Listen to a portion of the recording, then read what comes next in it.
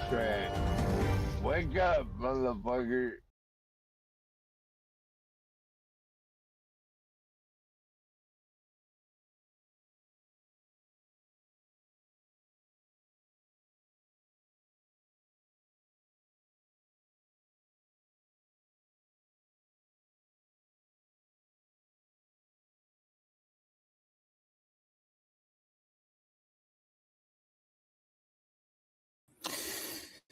Yo, what's up? Alrighty. Okay. All right. Okay.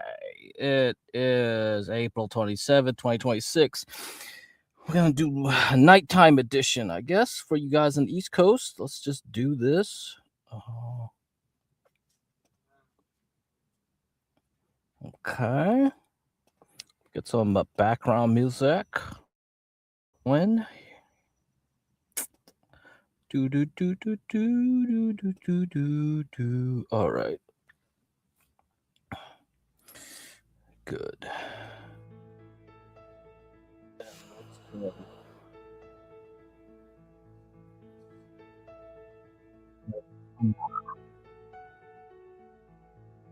had a nice recovery on Friday.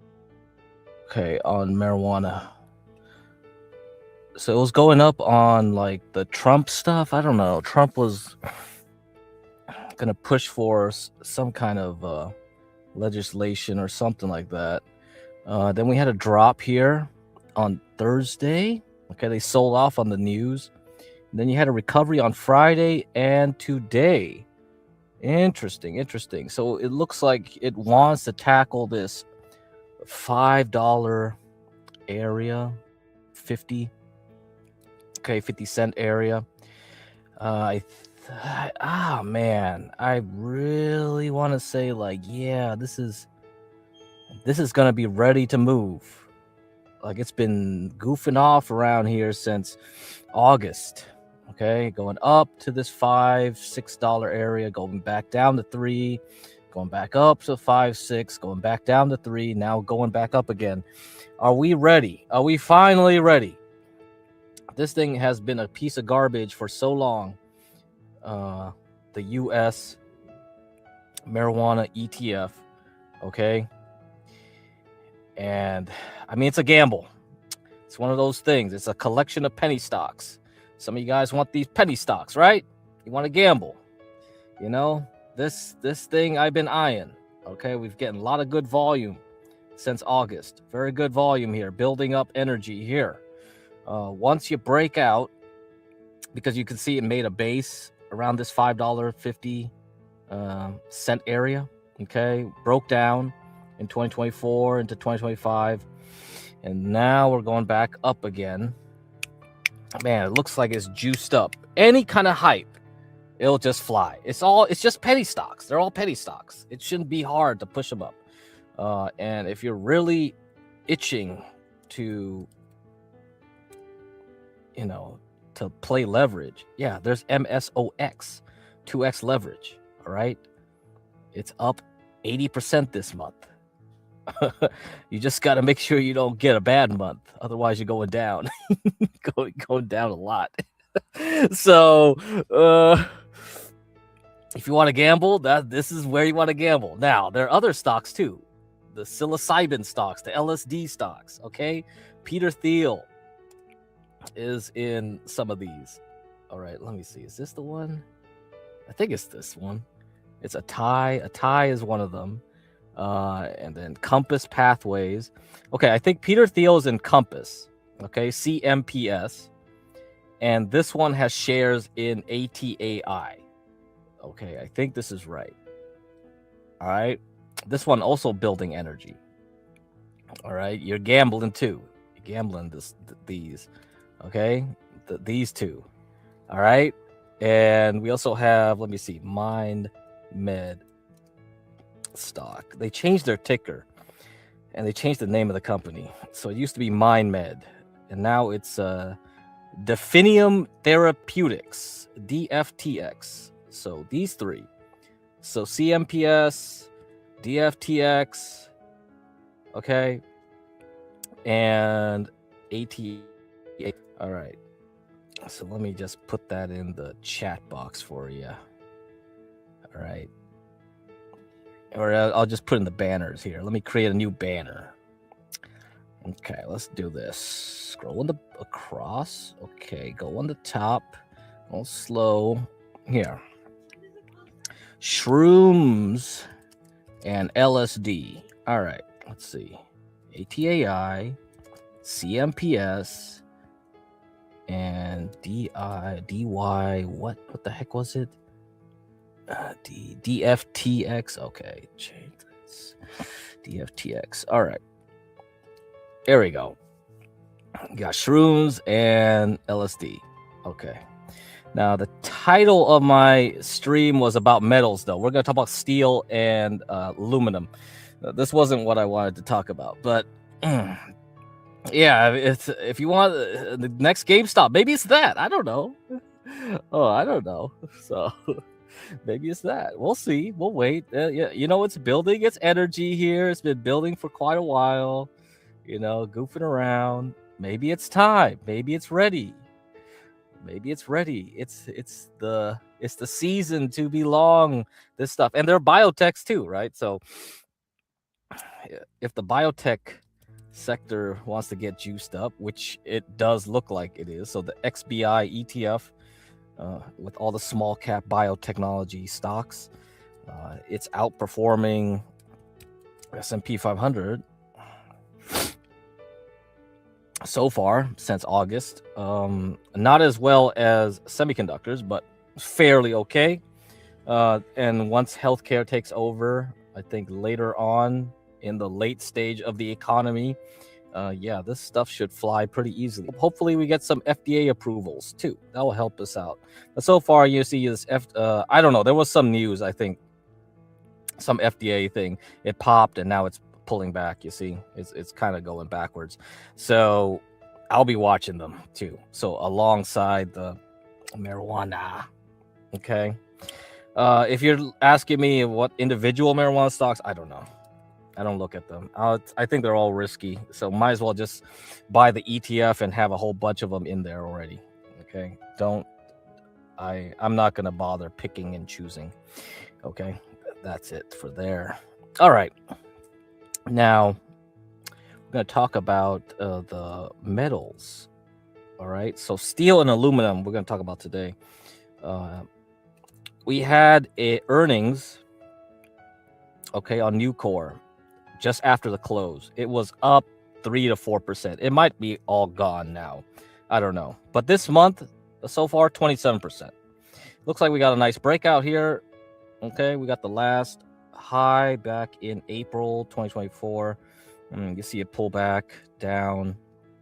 Then we got into the April 2025. It went back up. All right, good. So there's a few steel companies that I like. A lot of them are trash, I think. CLF, Cleveland Cliffs, you see, bad. This is not good. Nucor, better Nucor. Another one is Steel Dynamics, STLD. So NUE for Nucor, STLD, Steel Dynamics. I think this is a mid cap, so a smaller size company, but heavily juiced. So this should easily go back up with more demand for steel, especially when you have a war going on. Anyway, aluminum is also good. All right. Kaiser Aluminum. Okay, right here. Up 45% this month into earnings. So it had earnings, very good. Broke out of the 390, 139. So that's what I was waiting for. Looks good. It's zigzag since COVID. You see that? But it looks like we're making a new wave up. Another one, so KALU, Kaiser Aluminum. The other one is RS, Reliance Inc. Another aluminum. Looks like it's going to break out of this box. 360. Check that one out. And one more. I think this hasn't reported earnings yet. Let's see. Yeah, CSTM. This still hasn't. I think it's on Wednesday. This will report CSTM. So I'm curious to see how this one does. Constellium. So right back to the last high it made in 2014. Okay, so a lot of these are right back at the tops here, man. I'm liking this. Steel, aluminum, yes, yes, yes, yes. So I think sometime late July. Okay, I think these will pull back. Okay, going into July, August. That'll be the time to buy, I think. So watch these stocks going into July. All right. Same thing, same message I would give for the oil if you want getting back into the oil stocks. Okay, that's same message. July going into August. Where do you think Qualcomm? Qualcomm didn't really look very nice. Yeah,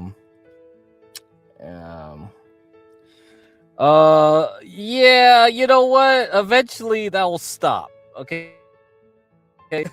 Well, you have another chance to get in. That isn't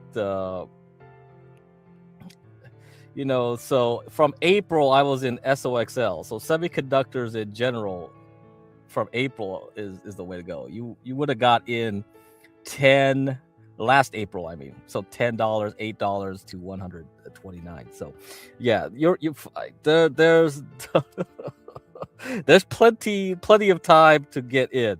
Just wait for it to roll back because that ain't the price to buy. Steel and the others are gonna take over. Aluminum. Okay. Anyway, Qualcomm, I didn't like how it was doing. I don't think that's gonna do well. I mean, I could be proven wrong, but if you look at the way these candles are, there's a lot of people trying to get the hell out. Every time it pumps, it gets out. So I'll see what happens tomorrow and then Wednesday morning. But yeah, they're all going to report Wednesday after the close, along with Google, Microsoft, Amazon, Meta. Okay. It's going to be a packed day. So any of those could just affect everything, honestly. I think these things already pumped however they wanted to pump. Qualcomm is kind of like a not a very attractive looking one, right? Yeah, it's been underperforming a lot of the other semiconductors, honestly. Yeah. So, good luck. I think it's all at resistance. So I don't know. I don't think I really care too much about that right now. Yeah, I'm looking for the next moves, and that's probably going to be software. So I'm curious to see where Microsoft is going to lead us, and then if we get a drop, then yeah, I'm just rolling into all the other software companies like Oracle and all that. Okay, so we'll have to see about that. Anyhow, that's it. Yeah, Oracle right there, right at the resistance. See what happens after Microsoft. See what we get. And then we'll report earnings in June. So you got a lot of time to play this game up until then. Okay, but yeah, I'm liking all the all the steel. Okay, so let me get this list out. Let me get this list out here. Okay. And I got mortgages. I got mortgages too. Get this one out too. Yeah, anything else?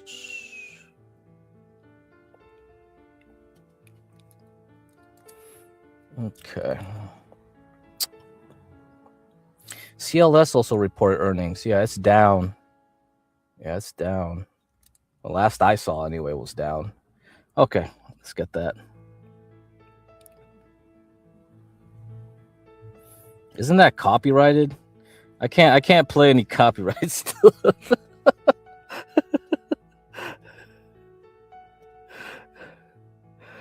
Oh man. Okay, let's see.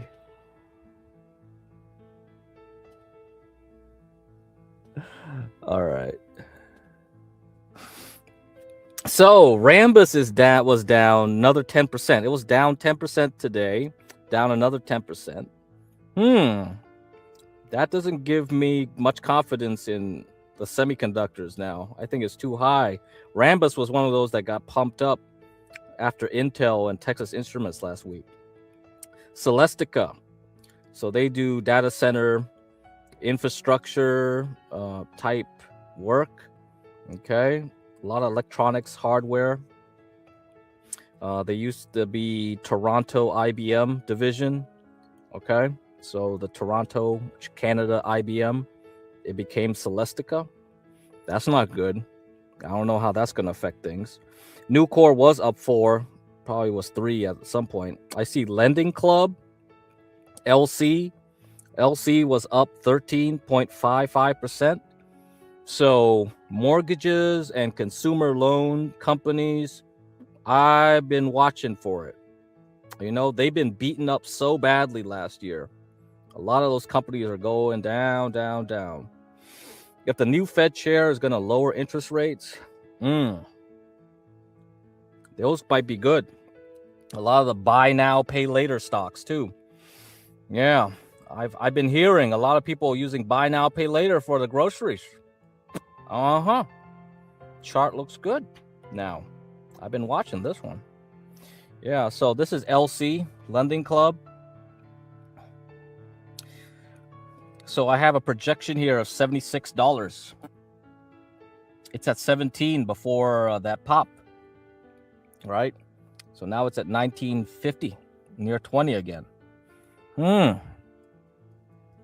20 going up to $75. Yeah, hell yeah. I might go for it. I might go for LC. There you go. What do you think of the DRAM ETF? There's a DRAM ETF now. Can't you just buy the stocks yourself? You can just buy Seagate. You can buy Western Digital, WDC. You can buy SanDisk, right? SNDK. You can buy Korean over the counter, I think. Can't you buy that over the counter? Hynix. Actually, you could just buy the ETF for Korea. That'll be probably more exciting than just buying that. You just buy Korea ETF. They got a leverage ETF for Korea if you're really bullish. They got Samsung in there too. Why not? Just have both of them in there. So you can buy that ETF. KRUS, I think, right? Let's see. KRUS. No, that's sushi. My bad.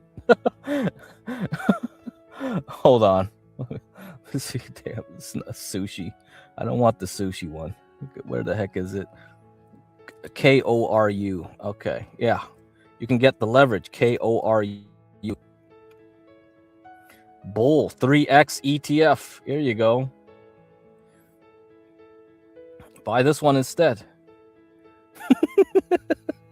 Just buy this. If you're really bullish on Korean AI, memory, everything Korean, buy this one and it's leveraged up 3 times for you. Yeah, go wild. I don't know. I think I'm definitely bullish on international stocks. I'm like Mexican, right? Brazil. So, but Korea is sort of like it kind of went over its skis in January. I'm kind of like, it follows too closely with the semiconductor. I don't know. There's probably a better time to buy this. Probably not now. I think you could wait a while. You could wait till later this year, October probably, and come back to this. But if you really want to get something, just get Korea. Korea memory stocks are way more exciting than Micron or SanDisk. Okay. Yeah. So, and you get the leverage on that one too. So that's good. 3x leverage. Yeah. So this one's a lot better. So if you have the normal Korean ETF, well, you can switch over to leverage right here. 3x. Go for it. Anyhow, yeah, that's it for that. Let's see. Lending Club. So I'm going to look at that. And what's the other ones? Was there anything else? Amcor didn't really do anything, so hard to tell if that means anything. So Amcor has some work in the data center, optical, copper infrastructure too of the data centers. So all the interconnects and kind of like Celestica in a way, I guess, a little bit. They're more specialized. Okay, tomorrow we'll have UPS, we'll have Coca-Cola. Okay, we have Corning, so the glass company, so a lot of fiber optics. You might get some information from them, GLW. And then we have Spotify, everyone's favorite Spotify. I don't know, Spotify. How is Spotify going in? Okay, let me see. How's Spotify? Yeah, it's been going down for a while, huh? So if it goes up from 400s, the 400, 500 level, the next target is 1,190. If it goes down, maybe it'll go down into October. Maybe it'll go down to 200. Okay. Maybe that's a place to buy Spotify. Let's see what happens tomorrow morning. I'll be curious to see, right? Spotify tomorrow. Let's see what else. And then after the close tomorrow, we'll have Bloom Energy. So that one is an industrial company. Let's see, Bloom Energy.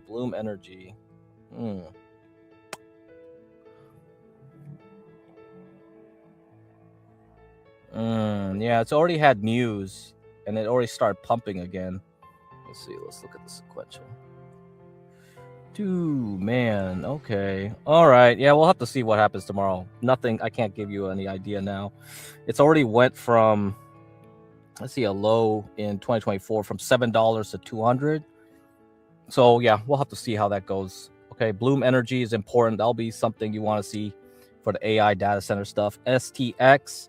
Okay. This one's hard disk, not DRAM or flash.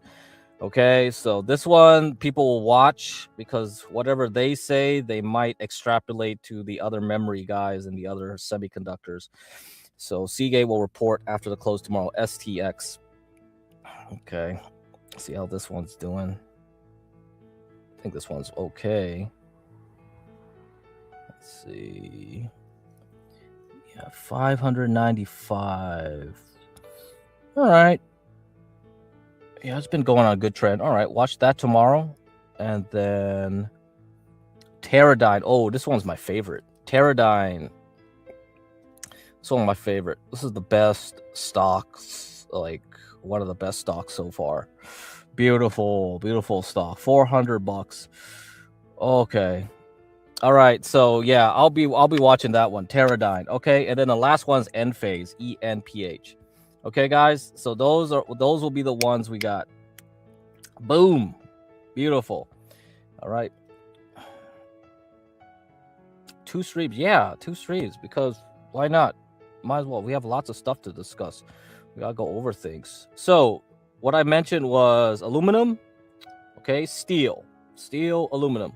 So KALU, RS, STLD, NUE, and CSTM. CSTM hasn't released earnings yet. Have to wait before the market opens on Wednesday. So I'll be watching that. But so far in 1 week, KALU has gone up another 15.62%. Over a month, it's gone 53.42%. Okay, so we got some really good aluminum one right here. All right, so that's what I'll be looking at. And let me put that in the banner.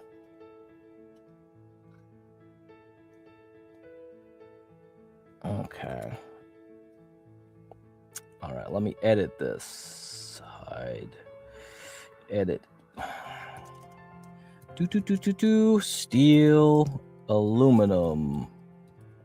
Aluminium, okay, for you non-Americans. All right. Okay, there you go. Aluminium. All right. Get that. Get this. Shrooms, LSD. Okay, and marijuana. Okay. Mary Jane. All right. Get MSOS or 2X MSOX. All right.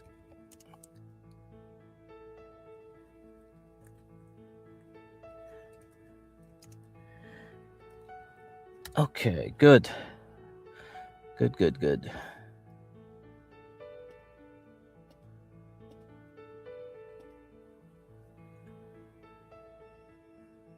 Okay. All right. There you guys go. Okay, those are the ones I'm looking for.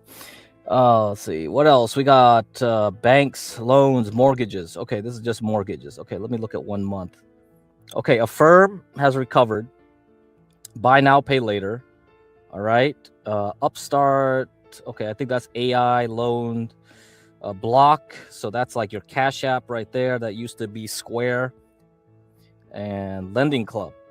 Okay, so SoFi will report earnings on Wednesday before the market opens. I'll be curious to see what that does. Okay, so those will be the top ones. I'll be looking at those. I think they've hit a bottom. Okay, and with the new Fed chair, that could be something we want to get into. What's with Spotify? I don't know. I don't follow Spotify too much. So we're still expecting. Yeah, that's what I'm still expecting. Based on what I'm getting, how Rambus is reacting, and Celestica down 10% after hours on Rambus last I checked, and Celestica down 9% after hours. Oh, let's see how the other AI stocks are gonna do for earnings, or hyperscaler, whatever you want to call them. Okay, and this is the watch list I have here. It's a week, so yeah, marijuana is doing well. GE Vernova doing well. Okay, so this is the power plants, nuclear, infrastructure, general power plants, natural gas, whatever power, turbines, anything that has anything to do with power generation. GEV has been doing great. I mean, this stock just does not want to give up. So Caterpillar, Deere, and GE Vernova, like those are the three industrial stocks I really like, and they don't look like they're quitting. Okay, so that's the one. I think we have some earnings coming up, right, for some other ones. Okay, but yeah, I'm gonna put those. That's on the list. Let's see, and then we got this earnings. Rambus already reported earnings. It's down. We'll see what Seagate does. Okay, Qualcomm, yeah. Amcor, okay, we'll see. Amcor has already been up like in 1 week already. Let's see, 1 month. Yeah, Bloom's the best right here, 76%. SanDisk 73%. Amcor 70%. So yeah, I'm curious to see what Amcor. I was surprised, like there was no reaction on Amcor, like no reaction. It went down like 3%, then went back up to flat. It looks like it just stayed flat. I don't know what's gonna happen tomorrow. I'll be curious to see. So a lot of these AI related, data center related, blah blah blah related, yeah, these we'll have to see how they go. Teradyne, yeah, one of the big ones. Okay, so that's it. Oh, we have Reddit. Yeah, Reddit's going to report earnings. I'm curious to see about that one too. Outside of the other ones, yeah, Reddit, man, Reddit. Cadence Design Systems is like a CAD company. I don't know how much that'll tell us about how semiconductors are doing, because it's a software company, but it's software used by people who design chips. So, and the CEO from Cadence went over to Intel. Okay, actually, there was some news like the chief accounting officer of Intel quit, and now he got hired by NVIDIA. That was the recent news today. So we found out where he went. He went to NVIDIA. So if that guy cooked the books of Intel, I guess NVIDIA took him. And it's like, oh man, you're doing a great job making Intel look great. Why don't you come over work for NVIDIA? We probably need your accounting skills to make us look great for the next few quarters, huh? How about that? Yeah. And actually, the CFO of Intel came from Micron. So I remember him when I used to own Micron stock. He was always there on conference calls. So okay, UPS will report. We got Lind, yeah, all right, blah blah blah. Enphase, okay, yeah, I'm definitely gonna look at this one too. I want to see how this one bottoms out, because it tried to get above like 30 into this year at 50. It went back down to 30 basically. It's still down there. So I want to see how Enphase works. This one could be a good place to get in. on in phase for the next coming year or two. Okay, and then we have some like oil and gas refineries too, like Valero, Chevron, Exxon, Phillips 66. Okay, so we got some of that. Moderna. Okay, when's this one? This one's next week. Okay, it won't report till next week or Friday. Hold up.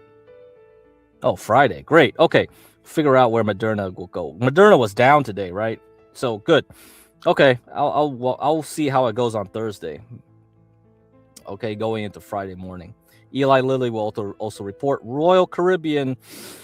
I used to like this stock from the pandemic. It's a good cruise line stock, but I don't know. It hasn't been doing so great. Coca-Cola is good because I'm curious to see how this affects the other Coca-Colas. So there's two Coca-Colas, right? Coca-Cola KO is the international stock, but the American Coca-Cola Consolidated, okay, it's just American only, and its stock is a lot better. So let's see how Coca-Cola does and see how it affects the American Coca-Cola, COKE, okay, Coke. If you look at from 2014, look at how well this thing has moved. So see, about $8. Now it's 200. Pretty good for a boring company stock. I think if you got a retirement portfolio, really long term, I like this one, COKE. I still think it's good. So if it drops, after earnings this quarter, maybe you'll want to get in and buy a bunch of shares for the future. I don't know. I think this thing will never die, really.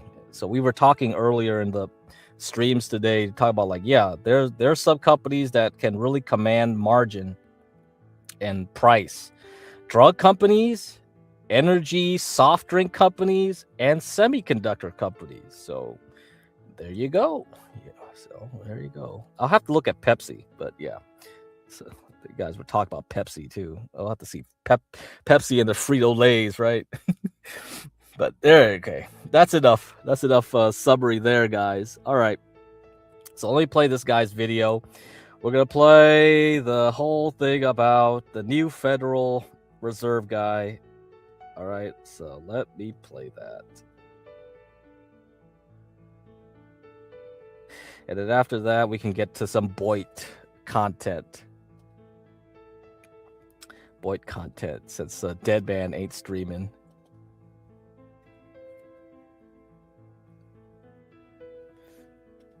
Hi friends, today is April 25th and this is Markets Weekly. All right, so last week was another crazy week in markets. It seemed like the stock market could only go up, and indeed we did have new all-time highs in the S&P 500. At the same time, the Strait of Hormuz remains closed, oil continues to tick higher, and we have Jared Kushner and Steve Witkoff off to the Middle East to discuss peace.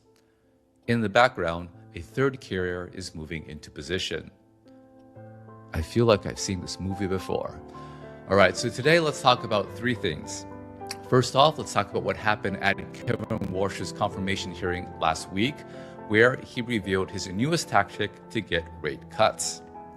And secondly, and related, Kevin Warsh has a narrower view of Fed independence, and that's opening up some very interesting potential uses of the dollar swap line.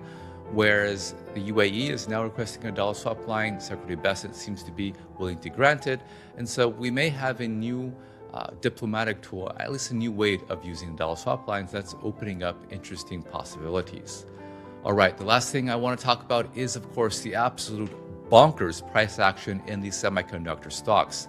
The market seems to have come to the conclusion that we don't have enough compute, so all the semiconductor stocks are surging. Intel up 25% in a single day, finally exceeding its dot-com boom highs. All right, starting with Kevin Walsh. So guys, to be totally clear, Kevin Walsh is super well connected. He is going to be confirmed as Fed chair, and it looks like he's going to be able to sit as Fed chair for the June meeting. Now, he was nominated by the king with one job, that is to cut rates. And so over the past few months, he's been going around telling everyone that we have this tremendous AI boom that is boosting productivity. Of course, that's disinflationary. That means the Fed can cut interest rates. Just one problem with that: when you look at the official inflation indexes, they don't seem to be going lower, and actually they are ticking higher.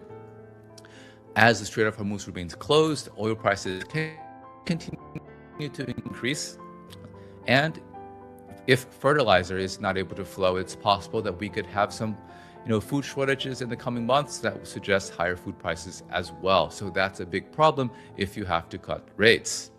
So Kevin Walsh has a new tactic to get what he wants. Let's listen to this exchange between him and the senator of Nevada. I think the data that's being used to judge inflation is quite imperfect data. And among the projects that the economics profession, and if I'm confirmed as chairman of the Fed needs to do, is to try to use our new understanding and new data sources to see what's really the inflation rate in the economy. We used to use core PCE, core measures, so we'd exclude food and energy because it was sort of a rough swag as to what was going on. We don't have to do a rough swag anymore. What I'm most interested in is what's the underlying inflation rate. Not what's the one-time change in prices because of a change in geopolitics or a change in beef, but what's the underlying generalized change in prices in the economy. And my broad sense is that these inflation risks and the inflation damage the last several years is improving somewhat. It has improved somewhat in the last year. The measures I prefer are looking at things that are called trimmed averages, where we take out all of the tail risks, all of the one-off items, and we ask ourselves whether the generalized change in prices is having second-order effects on the economy. Again, they're not where they should be, but I think that the trend is quite favorable. So what Kevin is saying is basically that, so these inflation indexes, they look like they're kind of high, but there's another way to calculate inflation. Now, the thing is, if you take out the prices that are going up a lot, inflation doesn't look so bad. So let's take a look at this trimmed mean PCE. It's above 2%, but just by a little bit. And if you look at it, it's trending lower. So, maybe we could cut rates, right? And guys, this is a very common tactic by governments. If you look at it historically, for example, once upon a time, the CPI in the US included mortgage rates. But as the Fed raised rates aggressively to combat inflation, that also pushed up mortgage rates. And that actually had the unintended impact of actually pushing CPI higher as well. And so they redefined CPI and took out mortgage rates. So again, if you want to do something and the official indexes aren't cooperating, redefining it is a strategy that governments all around the world and throughout time have always used. Now, Kevin also has floated another idea. He, mumbled something about the Billion Price Project, maybe collecting inflation data in a different way. So for those of you who don't know, the Billion Price Project was something that was very popular after the Great Financial Crisis. It is basically a project started out in MIT to scrape the internet for all sorts of prices to come up with an alternative measure of inflation. After the Great Financial Crisis, the Fed was doing QE, printing massive amounts of money. And so at that time, a lot of people, I would say call them monetarists, had a view of the world where if you printed a lot of money, inflation would go higher. So those people were totally freaking out. Gold prices were going higher. And they were telling everyone that inflation or even hyperinflation was right around the corner. The problem was the official inflation indexes just didn't show it. And indeed, for the next 10 years, inflation was below 2% for most of the time. So in order to justify their philosophical beliefs, they were desperately looking for alternative measures of inflation. And at that time, it was something like the Billion Price Project, which seemed to show a higher rate of inflation, which ultimately, of course, as we looking back, was also not true. So in any case, what Kevin is also suggesting is that, hey, maybe we could collect inflation data in another way. And I suspect that if he were to do it that way, he could find a way to collect inflation data such that it looked lower than the official PCE data. So, again, this guy has the heavy task of trying to cut rates, and so he's finding ways to do so. Now, some of you may say that this is a committee, blah, blah, blah, but at the end of the day, these people on the committee, they don't really have any political power, and I suspect that they can be squeezed. I think the real constraint to cutting rates is the public. Now, if we look at spot oil prices, they continue to move higher. If you look at, say, jet fuel, it continues to move higher. So unless the Strait of Hormuz thing is resolved, inflation is going to continue to rise. And no matter how dovish a Fed you are, no matter how much political pressure you have, you won't be able to cut rates if the public is feeling inflation and becoming increasingly worried about it. So I think that's going to be the real constraint for the Fed, even a Kevin Walsh Fed. Remember, there is a path here where the Strait of Hormuz is not resolved, inflation ticks higher, and maybe the Fed has to hike rates, and that would be a situation I think would be very bad for financial assets, especially since they seem to be so elevated. As an aside, another interesting exchange that I found during the Kevin Walsh hearing is this one. Would you answer my question, please? I asked. You have $100 million in undisclosed assets. And what I'm asking is, are any of those with this outfit that invests in companies affiliated with President Trump or his family, companies that have facilitated money laundering, Chinese-controlled companies, or financing vehicles set up by Jeffrey Epstein? It's a yes or no question. Senator, I have worked tirelessly with the ethics officials at the Office of Government Yes, Ethics. and you have not come to an revealed ethics agreement $100 with million them and have in agreed, assets. Senator, to sell all of That's my not financial my assets, question. Mr. including Walsh, are the you Duquesne refusing assets. to tell us if you have investments, for example, in vehicles set up to advance Jeffrey Epstein? Is that what you're telling us? You just won't tell us? Senator, what I'm telling you is that those assets that you represent as Juggernaut will be sold if I'm All right. confirmed Let me before I take follow up. office and sign the oath of office. And now, again, Kevin is asked about his ties to maybe investing in the Trump family or maybe with Jeffrey Epstein. I would think the standard answer to that is, of course, just to say no, but he can't say that, which I thought was very interesting. All right, the second topic we want to talk about is, of course, Fed independence. So everyone is concerned that, well, not everyone, a lot of people are concerned that Kevin Walsh may not be independent. He may be the president's quote-unquote sock puppet. And so I think everyone, including the president, acknowledges that Fed independence is a sacred cow, so that they cannot just openly say that we don't believe in an independent Fed. So what seems to be happening is that Kevin Walsh is redefining what independence means, such that, in effect, the Fed is becoming less independent, although parts of it remain quote-unquote independent. So in his opening statement, he openly asserts that the Fed has independence over interest rate policy. So whether or not the Fed hikes or lowers rates, it's up to the Fed and not to the president. But then he talks about the other things the Fed does. You know, maybe, for example, banking regulation, which is actually, even by Democratic administrations, acknowledged to belong to the White House.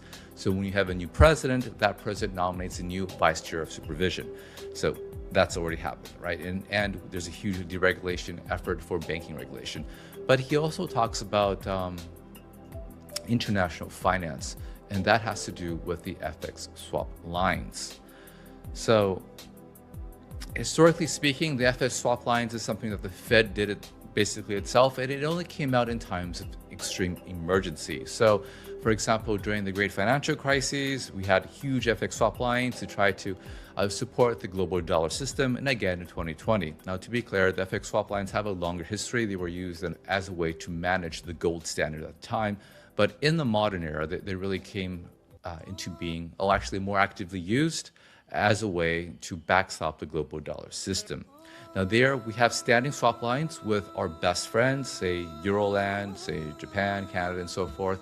But in times of stress, we also open up swap lines to people who are still good friends, but not as close. So you think like Korea, for example. Now it seems like but of course, this is something that the Fed basically used for financial stability. Now, if Kevin Walsh is saying that, this is an international finance thing and it's not something the Fed has full control over, that means that the White House would be able to give swap lines, give Fed swap lines to whoever they think best in the nation's interests. Now, I guess last year we had the Treasury give swap lines to Argentina to bail them out, and that was very successful. That wasn't a Fed swap line. That was used using the Treasury's own cash. There's something called the Exchange Stabilization Fund. It's not very large. Most of it is illiquid stuff like IMF reserves there. It does have, I believe, 20 or 30 billion, just not a lot of cash. But if the Treasury were able to instead offer Fed swap lines, well, that's basically an infinite amount of cash. Now, at the moment, rumors suggest that the UAE is actually asking for a Fed swap line, and you have Treasury Secretary Bessent posting on X, basically supporting the giving of swap lines to the UAE. Now, Powell is not their guy, but if you have Kevin Walsh there and Secretary Bessent gives him a call, I see no reason why the Fed wouldn't be able to offer the UAE a swap line. Now, this is an interesting case because the UAE actually has a lot of dollars. So this good work from Brad Setzer shows that over the past, many decades, the Gulf countries have accumulated a lot of dollars. Of course, at the moment, they're not making as much money and they're spending more, but cumulatively over the past few decades, they've accumulated, say, a few $1 trillion worth of assets. Some of that is in liquid stuff like Treasury, some of it is in equity, some of it is in less liquid stuff like private equity and so forth, but they have a lot of dollars. And also, it's worth noting that they have their currencies pegged to the dollar. So it's an interesting question why they would want a dollar swap line. Why can't they just liquidate their dollar reserves? They have so many. So one reason to give them a dollar swap line could be just as an extra boost of confidence. I think that's the most benign reading. So these guys, they have their currency pegged to the dollar. You don't want that peg to break. One way to have unlimited confidence in that peg is to say that the Fed is supporting them. So that's one thing that would basically tamp down on any fears of a breaking of the peg. Secondly, one way they could support the peg themselves is they have to liquidate their dollar assets. Now, if they were to do that, that would have some impact on U.S. asset prices. I don't think it'd be huge, but you would see some upward pressure on Treasury yields, maybe downward pressure on stocks, depending on what they sell. And so it could be that the administration would like to avoid any disturbances to asset prices, and we know they are sensitive to that. So a dollar swap line could be helpful for that. But another reason that this is super interesting is that a swap line is basically direct access to the money printer. Now, let's say, hypothetically, of course, that the US says, hey, Mr. Arab Sheikh, can you please support investments in the US? It could be power plants, it could be, semiconductor companies, it could be, the new drone company by the Trumps, it could be the Trump coins, right? And how are you going to finance that? So, hey, why don't you just borrow from our dollar swap lines? So, in a sense, it could be a way for Treasury or the White House to conduct fiscal policy with unlimited money by laundering it through these third parties, through swap lines. Now, this is something that they wouldn't be able to do with a country like the European Union, for example, right, or Japan. These countries are, democratic and they're transparent and so forth, so it's difficult to pull something like this off. But if you have counterparties like the Gulf countries where it's opaque, it's basically, something like a dictatorship, and you're good friends with the ruler there, then this is something that you could definitely pull off, and it would be something you could hide. The Fed, historically speaking, discloses their swap lines outstanding, but that's something they could change as well. So it does potentially give the White House basically unlimited money through these third-party countries. Now, I'm not saying this is how it's going to be used, but it's a possibility here. It really just depends on, I guess the institutional arrangement, so forth. Oh, a bonus segment I have to show is that Senator Warren asked Kevin Walsh her favorite question, her favorite test of Fed independence. Here it is. Start easy. Mr. Walsh, did Donald Trump lose the 2020 election? We try to keep politics, if I'm confirmed, out of the federal. I'm just asking a factual question. I need to know, I need to measure your independence and your courage. Senator, I believe that this body certified that election many years ago. That's not the question I'm asking. I'm asking, did Donald Trump lose in 2020? I'm suggesting you in 2020 the Fed made a huge inflation problem, and you certified the election. Basically. So she asks a lot of Trump nominees this question, and they all kind of struggle. It's kind of funny. Kevin Walsh is like, oh, 2020 election. What'd you say? All right. So the last thing that we want to talk. All right. So I think that's pretty interesting, right? They're putting the money printer directly into the Gulf states. Yeah, money printer go burr. Yes. So you give them dollars, and then they buy more stocks. So I just buy more Intel and Micron, right? They go up forever. Yeah. Anyway, okay. That's because Dead Man's new schedule is that 1 week he's with the kids, so 1 week he has no shows, and then the following week he has shows, and then the next week there's no shows. So it's bi-weekly. Okay, that's the schedule right now since his divorce. All right, so that's the whole schedule now. You're not gonna get every week Dead Man shows for most of the day. No. He's gonna have 1 week off, 1 week on, 1 week off, 1 week on. Okay, that's it. Okay, let me remind you guys about the dollar swap lines and that. Okay, if you remember the dollar milkshake theory, I told you guys. What did we talk about? There is a domestic dollar market, and there is an offshore dollar market called the euro dollars. When we get into this case where asset prices fall and that margin account needs new collateral, we talked about margin accounts earlier, remember? There's no entity or institution outside the United States that has the authority or ability to inject new dollars into the system. That's what it needs. It doesn't need new euros, yen, yuan, or reals. It needs dollars. Only the Fed can inject dollars, but the Fed doesn't have the authority to inject dollars into Brazil, Europe, or China. Well, maybe that's changing, right? Maybe we can actually directly inject dollars into the system. The problem now is that the global dollar debt is at a minimum $13 trillion. That's a huge amount of capital and demand for dollars outside the United States.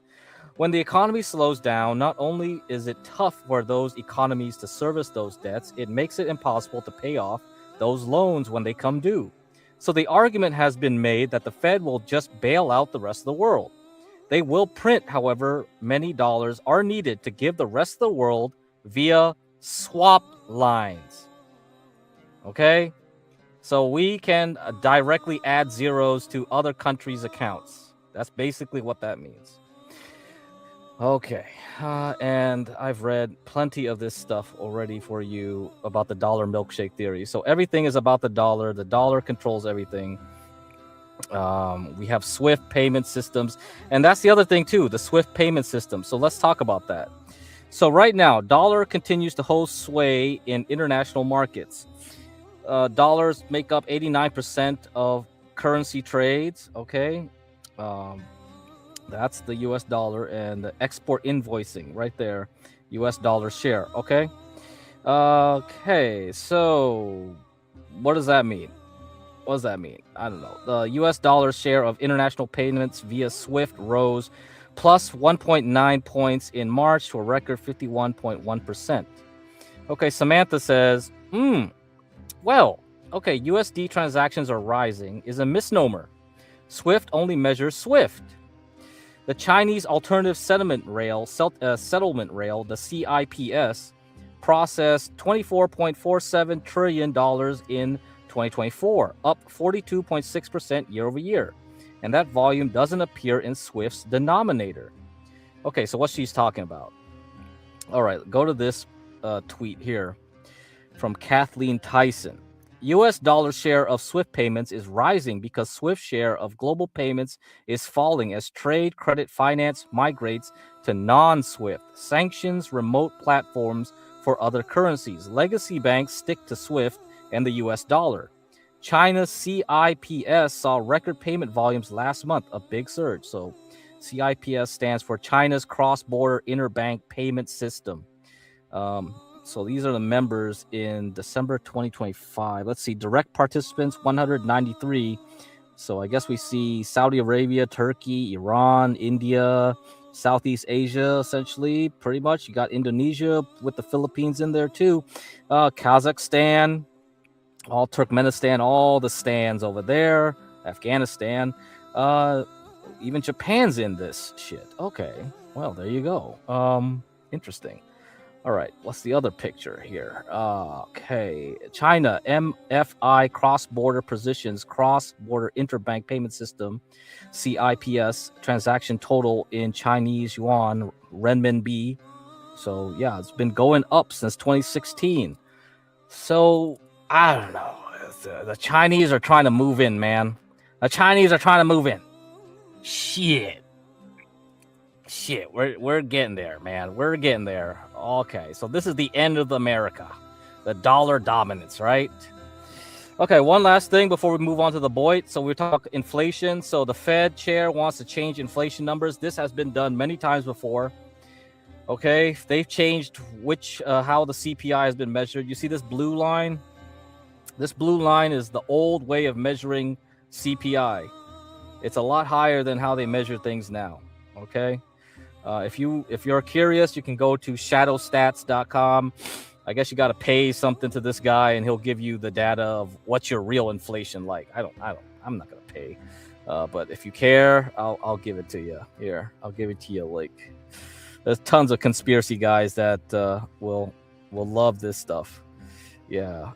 The government's hiding real inflation. Yeah, of course. They tell you they're doing that. They've changed inflation numbers all the time. So I guess we're going into a new regime. We're going to change how we measure inflation. All right. And that's how the Fed is going to operate now. And they'll say, there's no inflation. There's no inflation. What are you guys talking about? Beef is like $99 for 3 pieces of sirloin. What are you guys talking about? Going to a movie theater costs you like $90 for just 2 people and a couple buckets of popcorn. What are you guys talking about? There's no inflation. yeah, that's it. Okay, I'll see. All right, that's enough.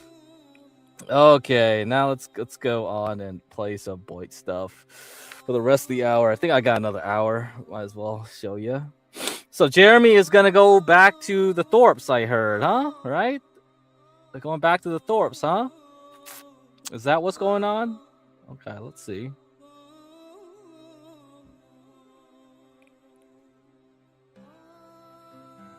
Jim, you hungover today or what? What's going on? I texted Jim before the show, let him know that, I'm going live. Jim, you hungover, buddy? Anyways, I gotta talk to Jim. So I think LA is the next arc, guys. I think it's LA. Wait for chat to move in. Just finished up all my chores for the day. It's a perfect spring day today. I just up on my first Red Bull. What's up, Alexander? How you doing? You getting into improv comedy now? Well, that's what it's going to turn into. It won't be that directly. But yeah, no, when I'm with Jim, I'm going to try to make it funny. But he'll have to keep it serious because he's the serious actor. I'm not a serious actor. I'm just going there for the content. Maybe some opportunity. We'll see. I will be doing some networking. But Jim is the serious actor, not me. So, whenever we're reading lines together, I'll take it seriously, but still, I'll make it fun. Who cares? Careful. Careful what you say today. Let's wait for the 40-year-old cat ladies to shuffle in. They make up most of the chat. Anyways, didn't you already say that once? You're right. You're the reason why Base Spaghetti doesn't come around here anymore. Anyways, I'm keeping an eye on you. Who cares? So yeah, next arc. LA, baby. What else is going on? Oh yeah, Karen is still being a stupid bitch. We're not going to give her attention, so Karen's out. She's out of the Boyd. Excommunicated. Shunned. Whatever you want to call it. She's out. But we do need to get D-Dog back in somehow. OPC Don's out too. OPC Don, you're out. What's up, Lodivon? Is Grace really gay? Yes. I think she is. And I 100% support that arc. 100%. So, yes. Should we do a poll?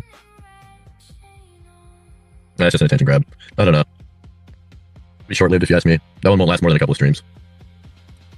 They're kind of like me in the sense that like they get a good idea, test it out. If it sticks, they keep it going. If not, they just throw it away. That one, I think they'll throw away pretty soon. Give it about 2 or 3 days. Guaranteed. But who cares about that? Let's get on to the LA arc. Let's not turn this into the E-Girl show. Anyways, like I said, we can hear back from Jim. We'll see. I can head out there this week. At this point, I'm just kind of sitting around. Should probably clean out my car today in preparation. Jim actually agreed to try out skateboarding. What do you guys think? Jim, skateboarding arc? Do I gotta worry about him hitting his head? I do, don't I? We gotta get a helmet for Jim. Anyways, no one else is streaming right now except for Shamu. Exposing somebody. Shamu still exposing terrible people on the internet. Boring.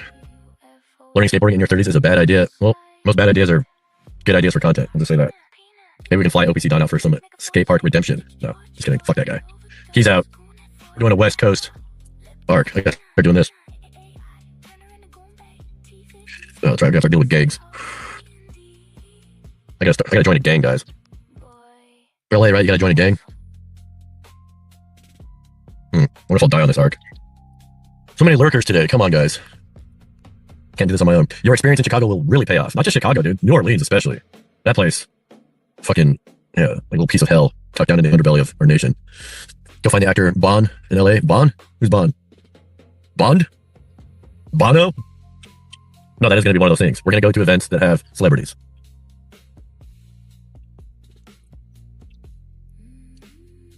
It's the Rebellion Underground Tunnels. Oh, shit. Sounds like content. Sounds like a bad idea. No, I want to meet some celebrities. We're going to go to the Comedy Store. Who's the guy that runs that place? Pauly Shore? Mindy Shore, right? I'm excited. Plus Jim flakes on me, of course, which could totally happen because he's been drinking a lot lately. And you know how it is when you're drinking. Everything's a good idea when you're drinking. Right, Jim? He's probably passed the fuck out right now. Oh, dude, today's 420. That's right, 420. 420. Who cares? Ben, what's up? Grace and I would love to chat. What, on my stream publicly?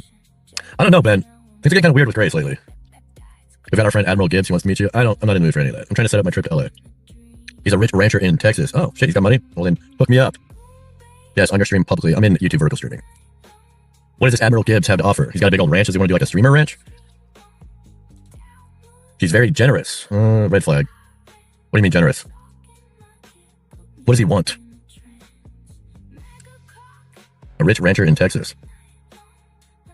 What is he offering? He said he's generous. What is he offering? He wants to fund small male streamers. Like me? What's up, Grace? The moles are multiplying? I know, right? At least a dozen. At least a dozen new ones every week. My friend Admiral Akbar would also like to meet you, Jer. Star Wars reference. Kyle, I saw you talking shit about me too, man. A lot of guys that show up in my chat from other people's chat, like Deadman or Ruby's chat, you guys are mean. You come up here all nice and shit. Anyways, what do you mean, Ben? What is he trying to... What, he wants to be a producer? What? He just wants to fund young male... Sounds kind of sketchy, dude. Sounds like a trap. Isn't that what Admiral Akbar says in Star Wars? It's a trap! Isn't that Akbar? No problem, Grace. I completely support this arc. I'm 100% behind it. Oh, Grace, you said you're going to get my laptop to Ben. You're not getting any nice text messages until we figure that one out. What's up, Mandalorian? How you doing? Yes, it's Jared Akbar. Yes, Jared, it's Akbar. I'm so bored with the manipulate other people to make content for your thing. Do that along with interesting yourselves like the... I just butchered that one. See, no paragraphs, guys. Along with being interesting yourselves like the old days. I know. Here I am just lurking and 2 Thorpes pop in. Yep. I knew Jared Bear was an ally. Grace, your arc's not going to last. It's stupid. What are you going to do? You're going to raise up a bunch of chicks on Tinder. Are those women okay with you publicizing them on your stream? Bro, you just said you supported it. Why are we saying being kind of an asshole? I do think it's very stupid. I stand by that. But I support you doing stupid things. It's kind of immature too, right? I mean, Grace, you're 23 years old. Stop being homophobic? No, that's gonna be the fun part. She gets to pretend to be gay, and then I gotta go and just call her gay. All day. It's already had today. Grace, you're gay. My experience with men has been bad, really bad so far. Oh yeah, Grace? Have you even like honestly tried to be with a man before? Or is it all just content? It's all just content. Grace, don't even think about blaming me for your homosexuality. I did not turn Grace Thorpe gay. I'm gonna put that on a t-shirt. I turned Grace Thorpe gay. Terry, can you believe this shit? There's guys calling me low IQ. Thank you, Jeremy, for turning Grace into a lipstick lesbian. You're welcome. Jeremy, when she comes back to reality, would you still smash? I don't know. Homosexuality is a sin. Considering on the les tongues, that'll be in that. We'll cross that bridge when we get there. Anyways, how you doing, Terry? Grace has like a week to clean out the apartment and move into the RV, right? What's going on with that? You didn't help keep me straight, let's say that? Oh, whatever, Grace. You were born gay. But I think Lalo, that should have been the first indicator.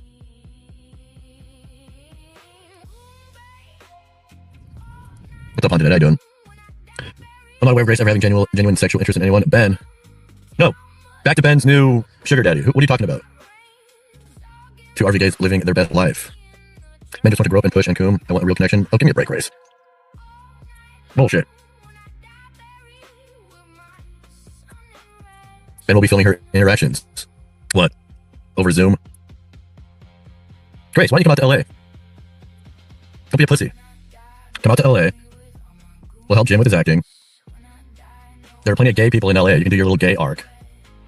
Look at the way you talk about me like I'm a breeding so. It's dehumanizing. Oh, shut up, Grace. It's just a joke. Come on. Remember when NoFap used to do the breeding thing? Don't act like what we do around here isn't a joke, especially if you're going to post up all of my text messages in Discord. Yeah, I'm going to say stupid, funny shit. I want to impregnate you, Grace. Give me a fucking Grace. Since when do you not have a sense of humor? I want my laptop back. I don't know what the fuck you're thinking. Oh, I don't even know where it is anymore. It's right there on the desk. Give me a fucking break, Grace. I want my fucking laptop back. I might have womb for you to impregnate. I'm a human being. Oh, shut up. You're such a feminist. It is funny, Grace. And your reaction is funny. Anyways, back to this new sugar daddy. Ben. I'm interested if he's got money. He's got a ranch. Does he need like a ranch hand? What are you talking about? And Grace, that was just a joke this morning when I called you gay, obviously. I think your gay arc is stupid. I think it's immature. And I think you should focus on something real. Every bad I've ever only done things for me in order to get some, no shade, but I want something meaningful. Oh, shut up, Grace. The game you play around here? Meaningful? Oh, you're the worst. Grace is using a laptop to find more Courtney lookalikes to fap too. Not a joke, dude. Whatever, Grace.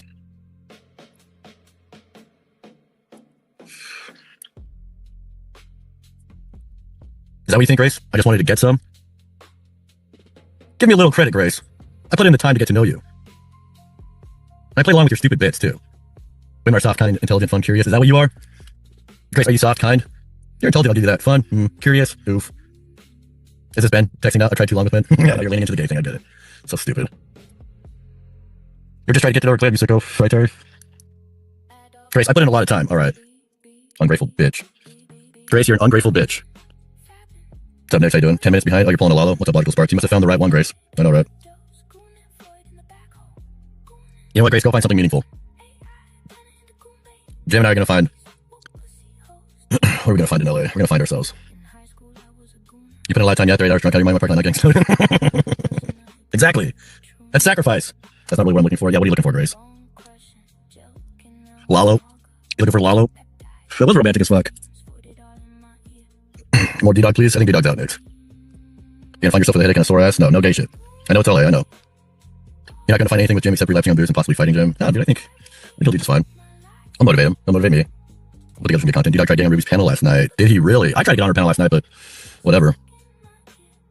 And Grace, don't say I didn't make any sacrifices. You know this game is fucked up. Playing along with this game, especially teaming up with you guys in New Jersey and then coming back to Rhode Island. I was so exhausted at a certain point. Give me a fucking break. What's up, Samantha? That's the way you just put in a lifetime getting to know someone you expect sex in return. I never said I expected sex. I want babies. Oh, great, another brainstorming session. What's up, Distinction? That's right, Grace, I want babies. He gets nasty when he drinks. Who, me? No, dude, I was fine drinking, like, the other times. Every once in a while, you get drunk and things go south. It happens. During my experience with you was not a Carrie May wanted to get to know me. Yes, it was. Come on. When I took you in the first time. Jeremy, let's play like we're a married couple, okay? It was a bizarre mix of sexual neediness, alcoholism, and sadness. Sexual neediness? 3 years I've known you, Grace. Of course I've put on the sexual thing when I'm drinking. Whatever. You said you like that shit. And now all of a sudden, you're some respectable woman that wants a man that's sensitive, meaningful. Oh, Grace. There we go. Yeah, Inward Towers. I mean, Jim gets nasty when he drinks. Oh, I don't think so. I think he just gets sad. I don't think Jim would try to fight me personally. Grace, I want my laptop back. I don't know what stupid games you're playing. Oh, you're doing this whole lesbian art thing. Gonna be mean to men. Whatever. I need my laptop. I know the games you play, Grace. You're not that clever. If I do a stream, will you come on? What? So you can tell me that I haven't been a caring individual? Remember what I said to you in, what was it? New Haven. When you tried to pull that card with me, and I told you, personally, no, I want to get to know you. I'm not looking for sex. Grace, you remember that. You're just trying to make me out to be like some toxic man that you need to run away from so you can go be gay. Play that shit with Lalo. That makes sense. Yeah, I can like oh, whatever. Go.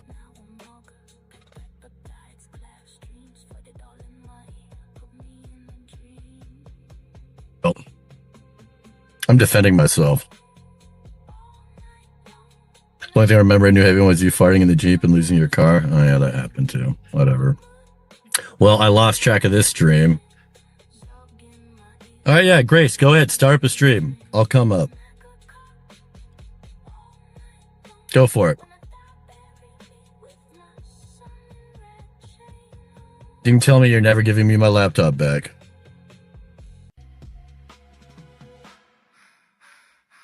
And I can promote my LA trip. Grace had some sort of paranoid mental breakdown. I know, that's why I checked out. Ruby's trying to kill me. I want to go to the police station. Grace, get some self-awareness. Come on. You're kind of a difficult person to deal with. You think you deserve a guy that's caring and... Well, I'm not saying I'm not that, but come on. You think you deserve, like, a nice guy? The shit you pull? Come on, Grace.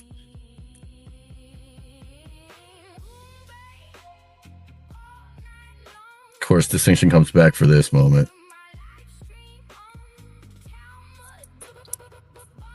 I'm looking for something meaningful. Anyways, I don't care. Where is Jim? Jim, whose line is it anyways? I got a bunch of lines from Jim, and we're gonna read them out. But he hasn't texted me back yet. Always show up at your best moments. I know, right? Distinction. Well, whenever Grace shows up in chat, it turns into a fucking... Get at Jeremy.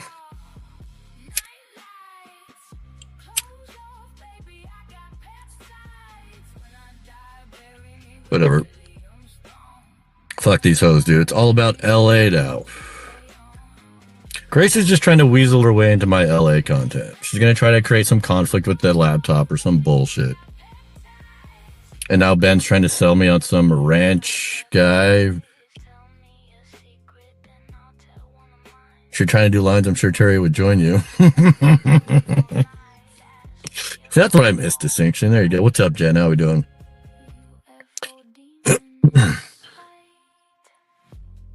Anyways, I want to trade some lines with Jim. We're getting things set for a month-long acting. It's not gonna be. It's gonna be like a documentary kind of. We're gonna get as close to the acting as possible. And they say that all of the auditions are through Zoom, so we can stream it. The laptop is never gonna get sent back. Just give it up. I know. No, she's gonna hold on to it as long as she can use it for content, right, Grace? As long as she knows that it pisses me off, she has that power over me. Good luck getting a nice guy, Grace, when you're playing games like that. The laptop is just full of episodes of Orange is the New Black. Yeah, by now it is. You blew it like Terry blows lines. All right, well, calm down, Distinction.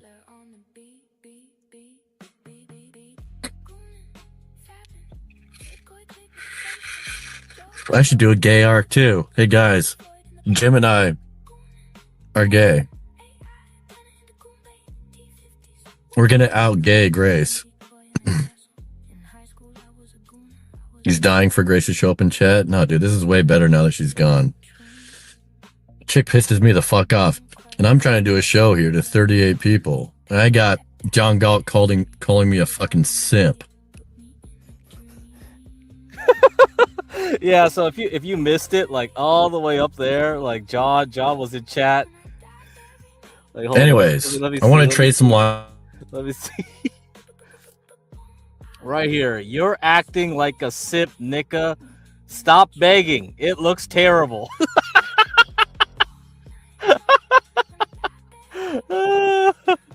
Oh, anyway, yeah. That's nothing. Okay, so Jim's out though. He got drunk. He's not gonna be doing this. Okay, so let's go back. Let's go back. I told Jeremy. Okay, look, you want funds, you need to get Kevin. Okay, if you don't know who Kevin is, Kevin was Ruby's big pay pig, I think. So here's Kevin. Here, let me show you a video of Kevin. This is Kevin. Hold on.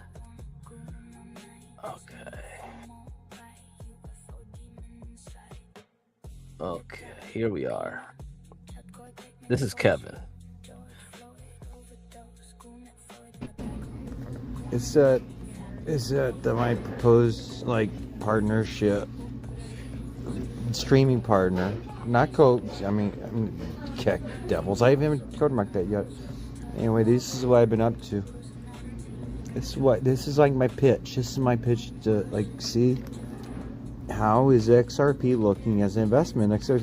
See, this way I can't do profits. This.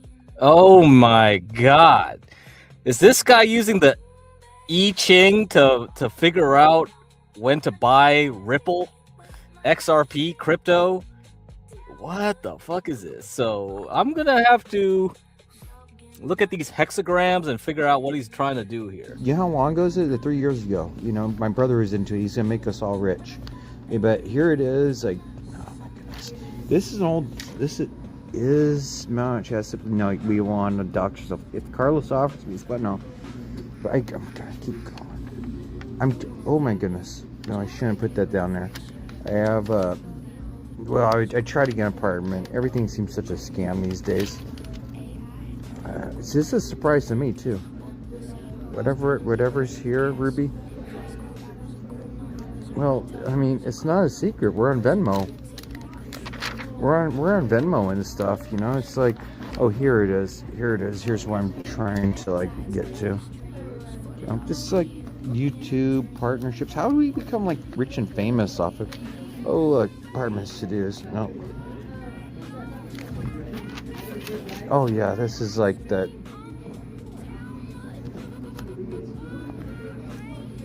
We're stuck together. Oh my God. Well, at least it's not a minute long.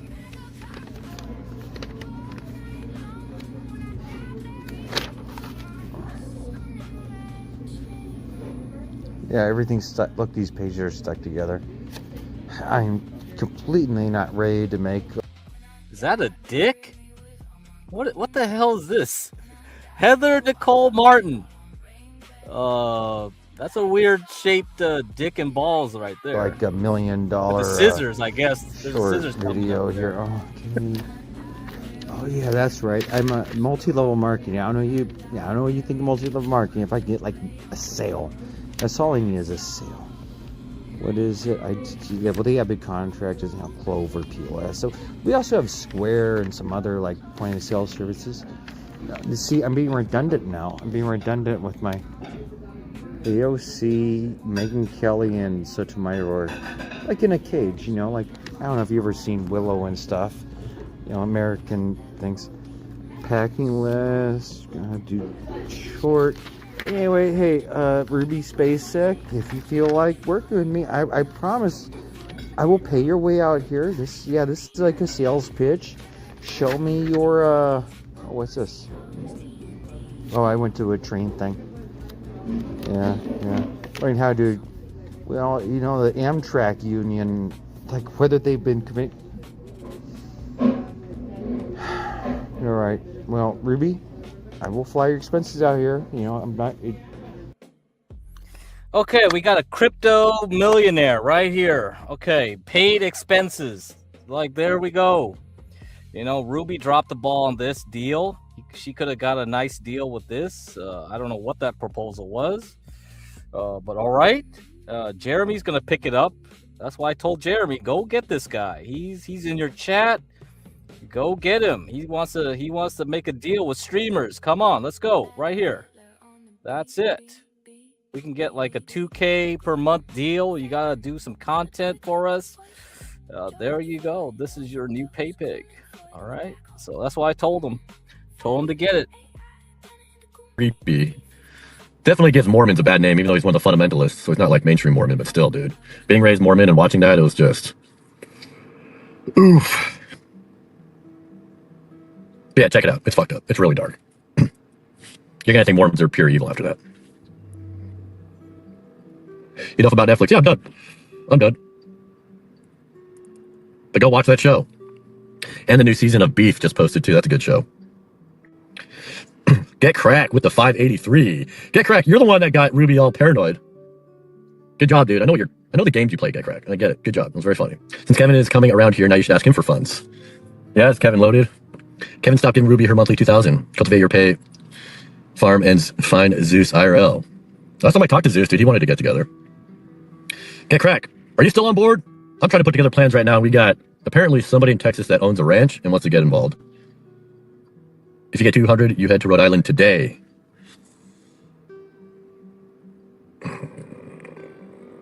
Yes. Who's Kevin? I don't even know this new Kevin guy. Kevin, you got money? $200 right now. Let's go ahead and update that dono goal to $20.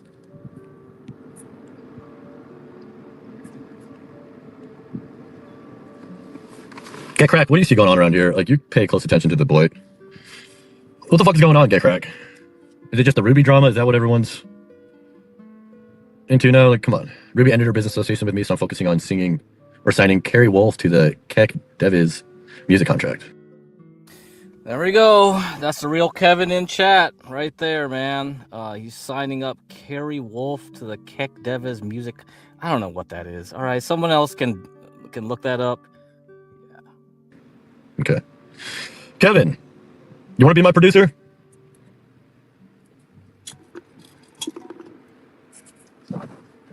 We're looking for new producers around here.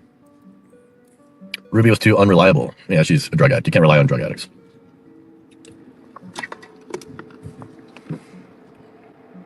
Yeah, Get Crack, what's going on? What's the content now? Is anybody in contact with D-Dog? Get Crack, are you still fucking around with OPC Don? You fuck around with that guy, right? Oh, where's the banner? Anyways, yeah, $200. I'll go out to Rhode Island. We'll do another stream tonight, too.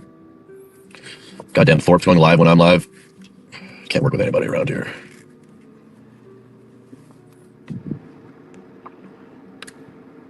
There's the Warren Jess one as well, called Pray and Obey. That's good. Yeah, I wasn't too familiar with Warren Jess before watching this documentary. That guy is interesting, man. He took over his dad's role as the prophet of the FLDS church, right? They throw him in jail, and then this new guy comes around and says that he's the prophet. Starts convincing a bunch of people. And then this guy, Sam Bates, the new prophet, tells everyone that Warren Jeffs is dead. And then it's just a mannequin that they're showing. And he just fucking takes over. And this guy is like short, fat, gross looking. And these women just fucking love him. What is that, dude?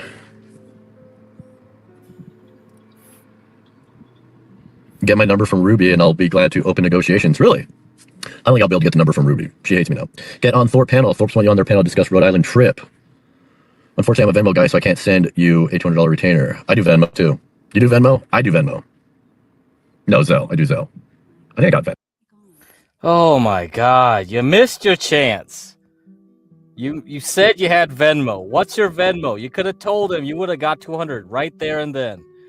7 days ago. No. We'll figure it out, Kevin. Just stick around. Why don't the Thorpes come on my panel? Oh, man. I don't think Kevin ever came back again. Oh, fuck. Missed opportunity right there. Right there.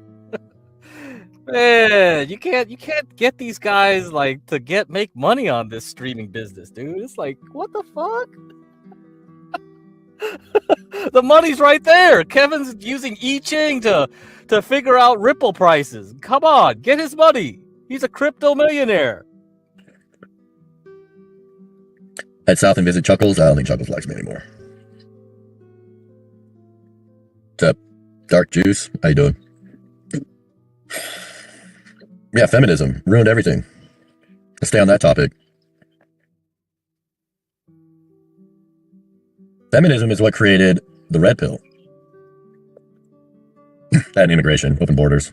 What's up, Nix? Yes, more Chuckles, please. I'd like to bring Chuckles back in the mix, but no, as long as I'm in the Thorposphere, she's not going to talk to me.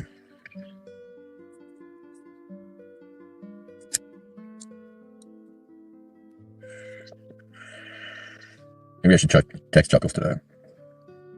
Chuckles, you want to collaborate? We need that laptop struggle session with the Thorpes. I wonder what embarrassing things they will do to you for your laptop back. I know. What embarrassing? Well, what could they do to me? They could just not give it back, try to get me all angry, and sprig out in real life.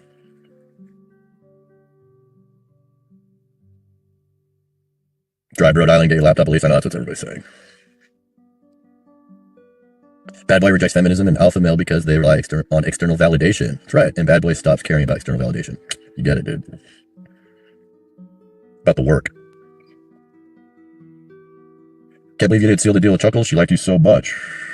Oh, whatever. I can't believe you haven't gotten your laptop back yet. What's up, Snowfire? What am I supposed to do? I had to work, and they said they were coming out to Nauvoo. That solves that problem. Now it looks like I'm going back to Rhode Island. Round 2 at the mace, this time a high-grade bear mace. I was thinking about that.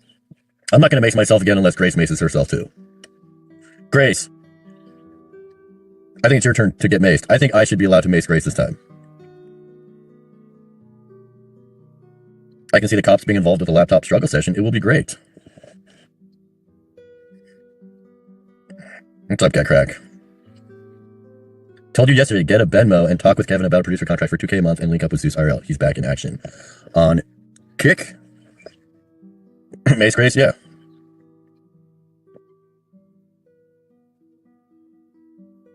Does he only do Venmo? I think I've got a Venmo. $2K a month is plenty. Get Crack. You probably want to see me go get my laptop. What do you say?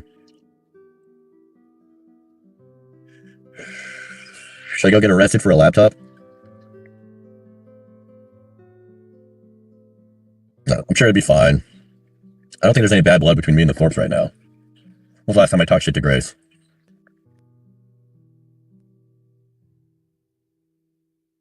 I think we're good. It's time for a Thorpe Jeremy collab. I hear you, Angel. I get it. Okay, Crack, what do you think? You down to fund something like that?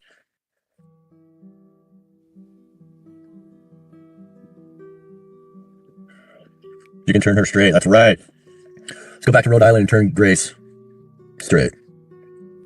Doug says, yeah, go see Grace this weekend. Nick says, where are all the OG chat rats? I think I banned them all. That's right. I got to unban everybody before I leave. Don't forget that. It'll make the Thorverse interesting again. Why would you get arrested if it's your laptop? If anything, we could see one of the Thorpes in cuffs. It will be content gold. I wouldn't get arrested. I'm not drinking or anything. Bad boy, don't care if you're a radical feminist or a traditionalist. He cares if you can handle yourself when things are catching on fire. Yes. Dark Uncle, let's start getting some of those AI shorts going. People loved those, dude. If I'm getting back on the road, I need people that got my back, dude. I really do need people that have my back.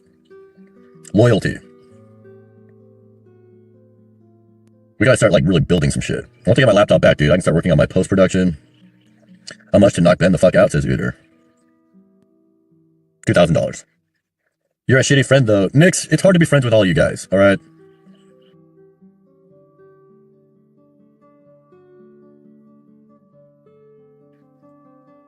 Some of you guys want to be my friend, all right? It gets overwhelming. Sometimes I just turn off my phone for a few days. It's not personal. Nix. It's not personal, seriously. And I hate texting, too. I'm not a texter, Nix. You bad to chat rats? Yeah, they're pissing me off. Pretty sure I banned 3 of your alt accounts, Nix. And Nix, I'm pretty sure you're the one that's doing all this trolling behind the scenes. Nix, I honestly think you might be the one that's pulling all this shit. I don't think it's you. I think it's Nick.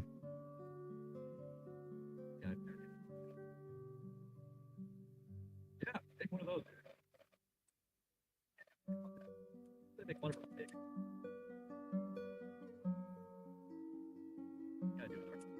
Make an AI short of the shotgun content. Nick says, I'm innocent. Yeah, like hell you are.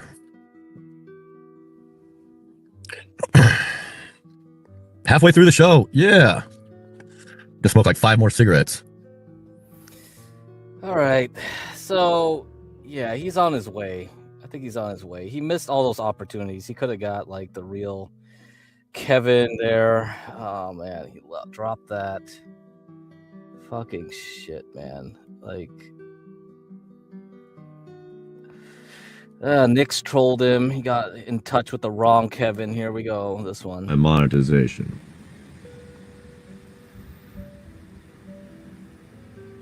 Oh yeah, that's from when Foreman dove headfirst into the shallow end of the Mississippi River. It's all the shallow end. Betty, have you ever been in the Mississippi? It's all shallow. It doesn't get deep. You can walk across it, no problem. I didn't know that. Now I do. First, get out of the car and walk somewhere. What are you talking about, Matt? I almost died. I could have died. That would have been. I think you would have known that if you played Oregon Trail. I'd probably be pretty famous right now if I had died, honestly. What happened to your forehead? Too much thinking again? Yeah. That's what happens when I get overwhelmed. Dude, that's bad.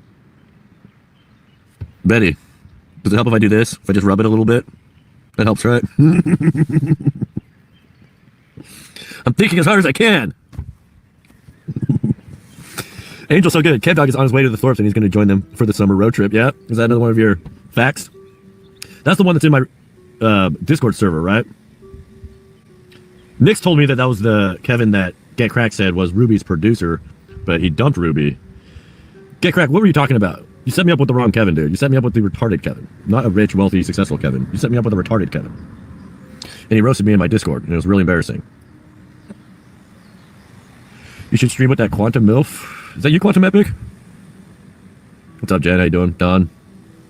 Drive somewhere interesting. Yeah, what's kind of the whole thing? Oh, man, LA would have been so much fun. God damn it, Jim. The very shallow end. Yeah, Betty. Sonorage, what's up? We'll see how you do. I think you should give us some Bible readings. No. That was just an experiment. Definitely not going to make that part of my brand. That was just a fun experiment while I was, hibernating and didn't have any other content. And now look at Ruby, dude. Ruby's doing exactly that. I haven't had Deadman posting up scriptures for a little while there. What's the cut with it? The cut with it? Yes, he messed her today. What? You've definitely got Ruby spies in your Discord. Yeah, I don't police my Discord at all. Laughing my ass off. You asked the retarded one for money? Yep. Why did you want me here, Jeremy? I think is what he said. I responded, I want your money. I'm very direct. I don't like wasting time. Wrong Kevin, though. He's not the wealthy, successful, intelligent producer Kevin. Apparently he's some type of retarded, autistic robot Kevin. What's up, Guy Brody? You've got a huge zit. I know, dude. Check it out. I'm going to pop it live on stream tomorrow morning. It looks like a scratch. The scar itself, or analyze why I want to. What's up, sleepers? Why I want to what? Strangle you. Why you want to strangle me? It's probably because you're a feminist. And you're jealous of my masculine traits. Meaning my eyebrows. Or you're a Ruby spy. Instead of money, you got offered a fist fight. No, I offered him a fight. Look at somebody just come in my Discord server and start talking shit like that to me. Fight me. Antifa is spying on Foreman? No. Get Cracked for 515 says, laughing my ass off, you talked to Kev Dog from NYC. Yeah, that's who Nick's put me in contact with. Bruh, who told you to talk to the wrong Kevin? Nick's did. Kevin Sprague 5988. Oh yeah, that's not the Kevin that I hit up. Well, I guess I got trolled by Nick's again. Wait, Get Cracked, didn't you tell Nick's to hook me up? Anyways, let me go and screenshot that. Well, that's better. That makes me feel better because, That retarded Kevin ain't got no money. And he's weird. He's a weirdo. Get fucked, says Sleeper. To Betty? Get fucked, Betty? Sleepers, are you moon soon? Remember when you're gonna beat up Alex? Yeah, those were the fun times, dude. So anyhow, yeah, Nick's trolled him. He's not in touch with the right Kevin. I don't know. Oh, this is a waste of time. If only he got that Venmo, things would have been a lot different. You know what I mean? So he's still begging for that $200 right now. Yeah, so he's gonna leave tomorrow, I guess. Is that the whole plan? Not really sure. Really don't care. I don't know what the content will be, honestly. He's just gonna go back to Rhode Island. So hold up. Where's this stuff? Let me see. Oh man. Let's see this one. Let's get this. Get that.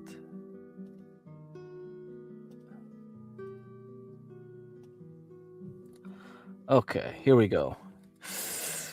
So this is the Kevin here. I think this is from Ruby's Discord, I guess. This is from one of her streams.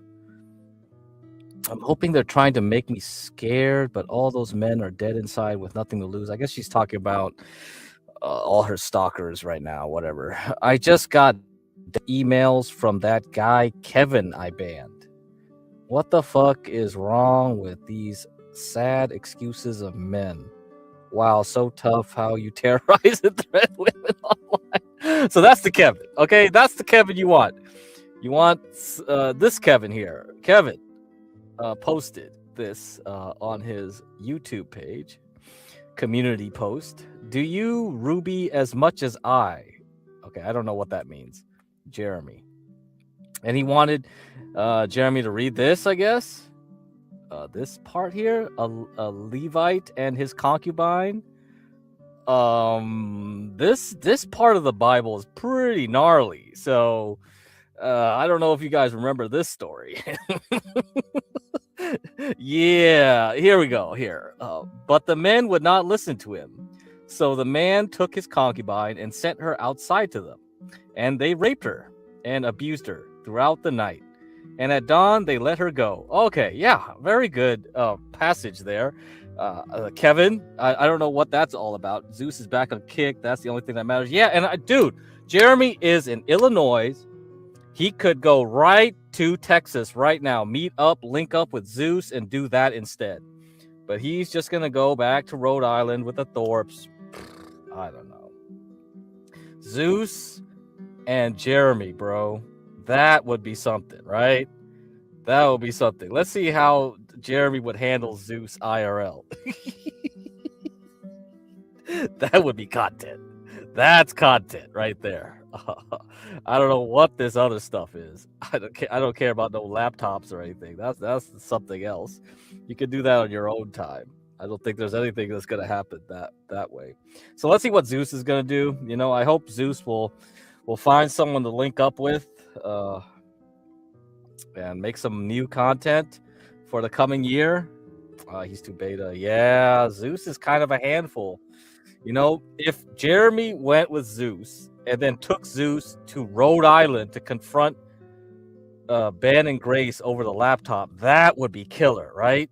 You got crazy mad dog Zeus in front of the RV. Bro. Yeah, man, Ben would be shitting his pants. Fuck that. Fuck that. That would have been killer content right there. But we're not going to get that content. Sorry, guys. I don't think that's going to happen. So, okay, let's continue on. Let's see what Pero's up to. Pero did some streams recently, and then once we go to Pero, I'm going to play this old PC Dawn versus Lalo confrontation, which got took down. So I might be the only one with a copy that I know of this. Yeah, so we can play that afterwards. So let me find the Paro content. Okay. Let's see. Oh shit! I put in another disc. My bad. I gotta go get my thumb drive here. Hold on, folks. Hold on. Oh man. All right, gotta get my thumb drive. All right. Oh, these people wasting my time with this stuff. I got to screenshot all this crap. Mm-hmm. Let's see.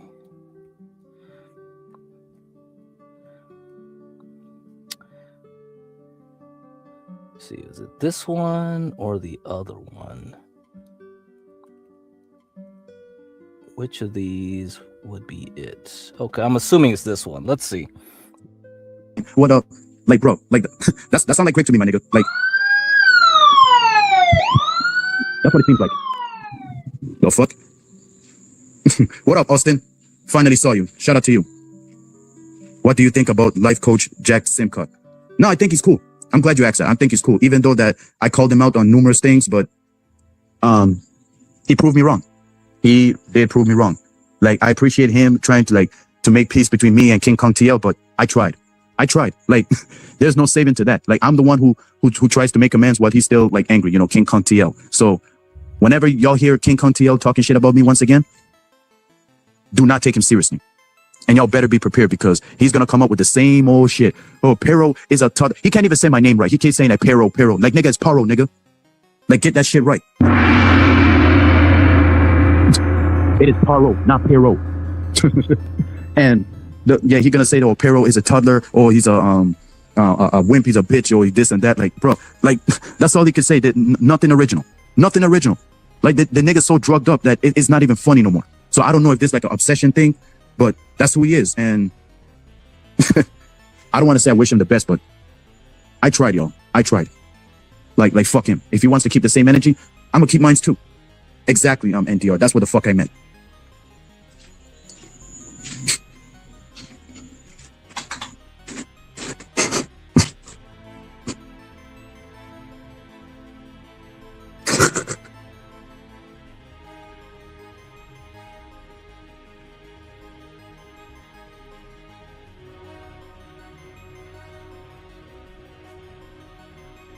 Fuck I meant.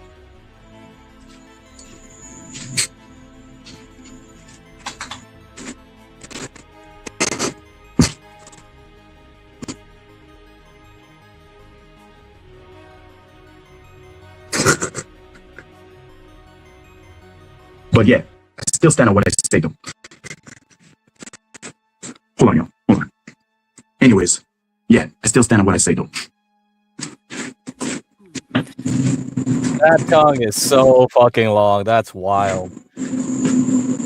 But yeah, before I start camming up again, for me to to explain what's going on, because it will sound way better.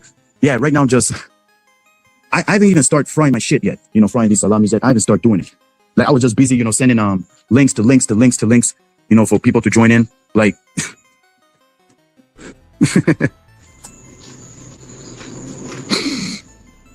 I just sniff it, but see it, pleasure it, play it, and pleasure it. Pleasure the power, if y'all know what I mean. Just following the step by step. The tip of the pig. I mean, what tip of the pig? Tip of the tip. First of all, I've seen Crenshaw Rock, the interview that she had, along with Blueface. And then she said, oh, I'm not into the anal shit. No, do I look like I like to do that? Like, no. Like, Crenshaw, whatever the fuck you is. And you are officially a beta, Christian Rock. Beta girl, Christian Rock. That's you. Just like. So, women who don't do anal, they're beta. Okay, I learn something new every day, How do you know? Y'all enjoyed it, huh? Oh, I see. I don't really see it like that, but all right.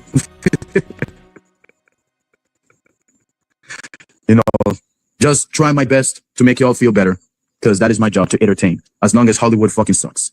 I miss Drew Berger. Drew Berger. Yo, that's a good one, man. Meetings from FEMA Region V. I think that means a 5 or V. Oh, I don't know. But I was a silent watcher. I see. Holy shit, Snail. What up, Snail? I just got started. It is 52 hours and, well, is it 52 hours?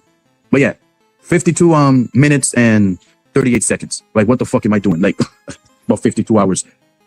It is 53 minutes and 49 seconds. Even though it is 52. Why the fuck I said 53? Like, bro, why am I stuttering so much right now? But shout out to you, Snail. Welcome. All right. That's enough Paro. Okay, that's all I got from that stream. He wasn't as hardcore turned up as he was like a couple weeks ago. That was some best Paro content. If you guys missed, check out my Boyd stream like on over the weekend. I played tons of 2 major clips from that one, so that was good. Okay, and let's go over some maybe some John Galt. I don't know. I got some John Galt. He took down his streams, you know.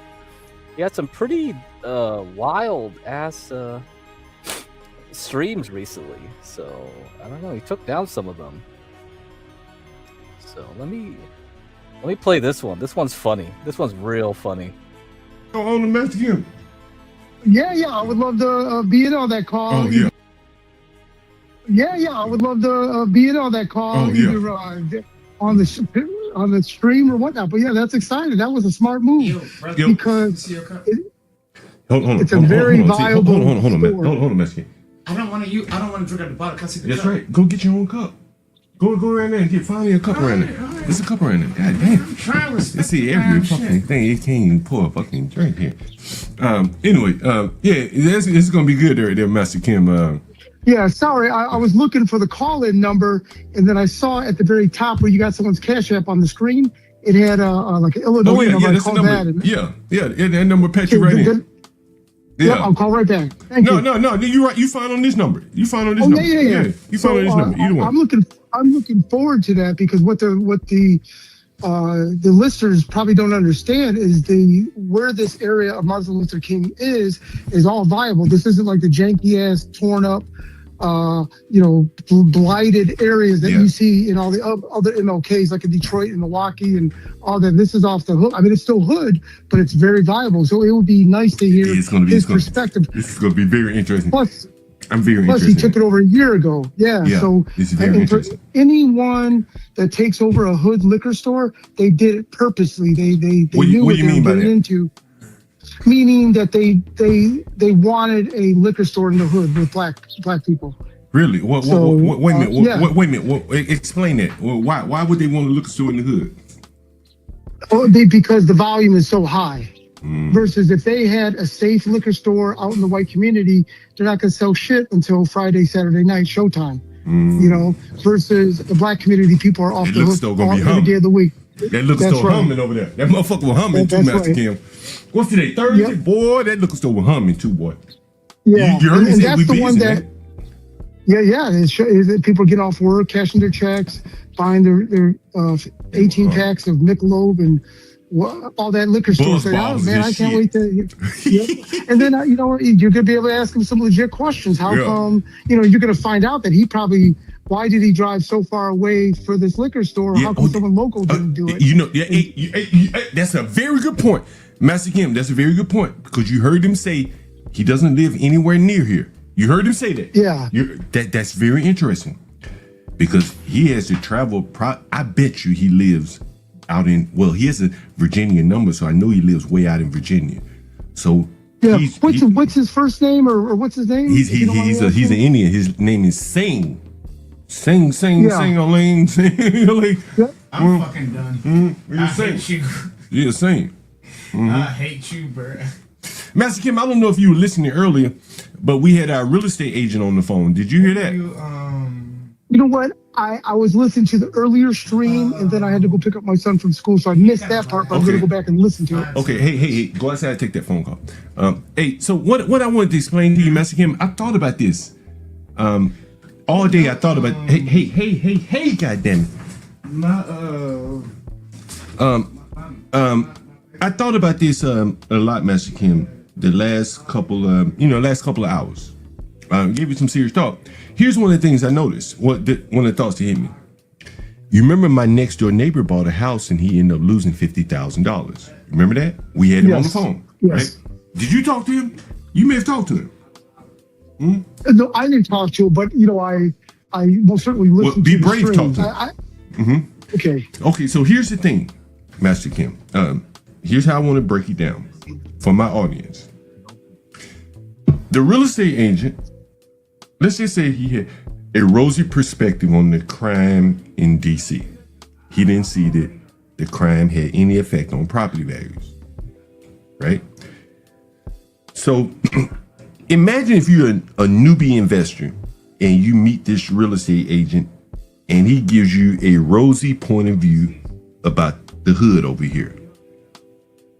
Now, the macro trends that he's telling you about may be correct. The area's on the upswing and all these things. But in the short term, how you're going to have to do business, he's not telling you that. He's not telling you what kind of Section 8 tenants you're going to have and stuff like that. He's not telling you that your tenants are not going to be paying you half the time and you're going to have to deal with rowdy, rough tenants and stuff like that. He's just going to paint a rosy picture for you. And if you're a newbie investor and don't know what you're looking at, it all sounds good. And so when he was on the phone today, he could not, talk about the ugly side of over here investing. Everyone is not willing to live over here. He's not willing to say that. He was not willing to say that. And if you're an investor over here trying to rent property over here, you need to know that you're not going to have A-class tenants. You're just not going to have them. Master Kim, to make my point, Homeland Security is less than 2 miles from me, probably less than a mile. Yes. I have not rented to one Homeland Security worker. They come here, they go to work, and they leave. They're not living around here. Now, if you're a newbie investor, the real estate agent tells you, hey, well, Homeland Security is here, a lot of good jobs, but none of those people live here. Or very few of those people live here.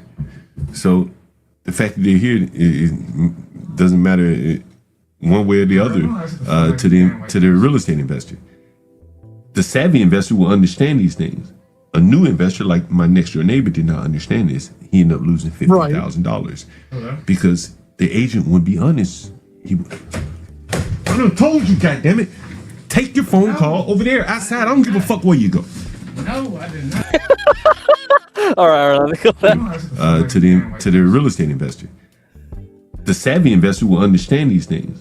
A new investor, like my next door neighbor, did not understand this. He ended up losing $50,000 because the agent would be honest. I done told you, goddammit. Take your phone call over there outside. I don't give a fuck where you go. No, I did not. Why the fuck would I do that to you? Sorry about that, my skin. And so that is that's very interesting to me. That he was not willing to be at least candid about what clearly goes on Martin Luther King and Malcolm X, which would deter, your private market tenants, if that makes sense. Yeah, and John, do you mind if I squeeze in a comment? And please forgive me, I've not watched that part, but I'm most certainly going to go back. And that just might be his professionalism that he just, hits that default switch. No. Hell no. It's not. It wasn't his professionalism. It was, he's more or less an official version person. And he went into, well, I've served it. And, I'm going to play a little bit of it, Master Kim. Let me play it. Yeah. It's a little low. I may have to. It's a little low. I have to up the volume later. But basically, he went into, I served in the military, I did all these things for you to have your freedom of speech. Again, the bigger point that I'm making, the same thing that Angry Man makes. That inability or that very uncomfortable nature with these factors related to race and crime. You hear this motherfucker out? Hey, get away from my door. Get away from my door. Hey, get away from the door. I can hear you all the way in here. Get away from my door.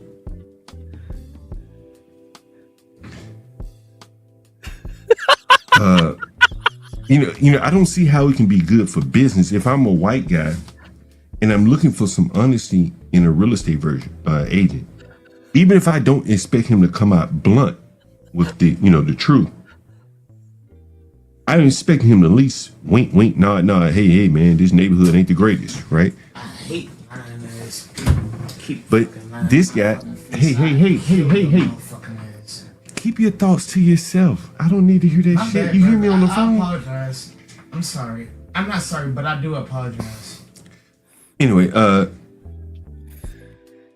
you guys remember that whole study about people with the inside voice? And some people have and then there was like some other study talking about like, can people visualize in their minds and stuff or can't? Man, I wonder.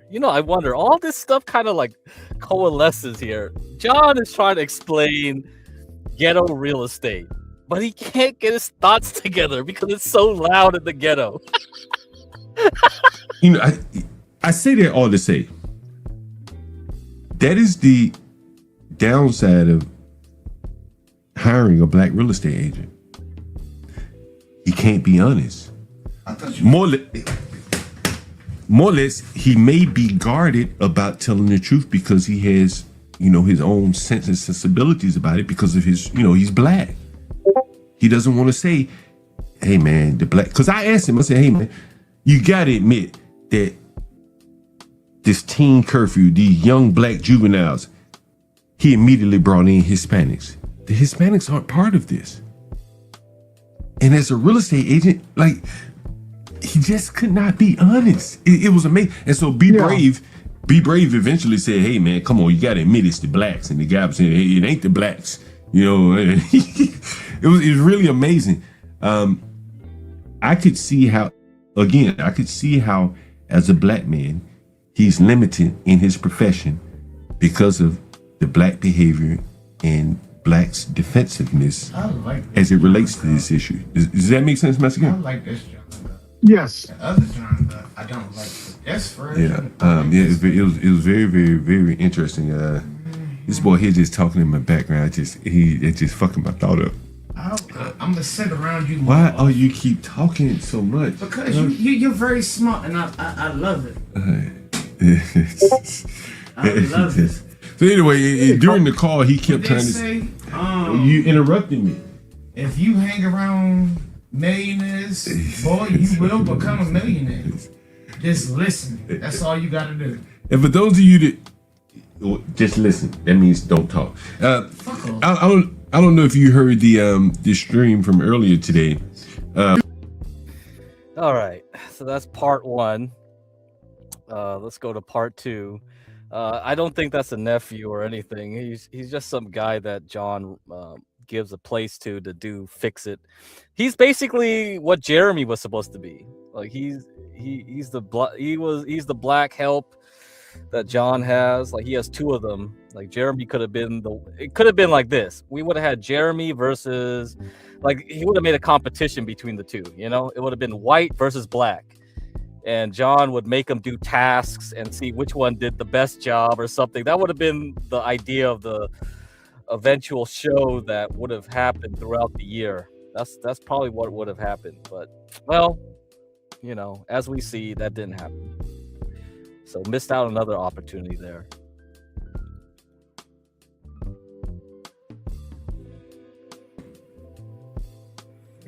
I saw John, that old room. I saw the little small room. Yeah, you're gonna be in the small room. Yeah, I know. Yeah. Room 3. That's room 1. Upstairs. No.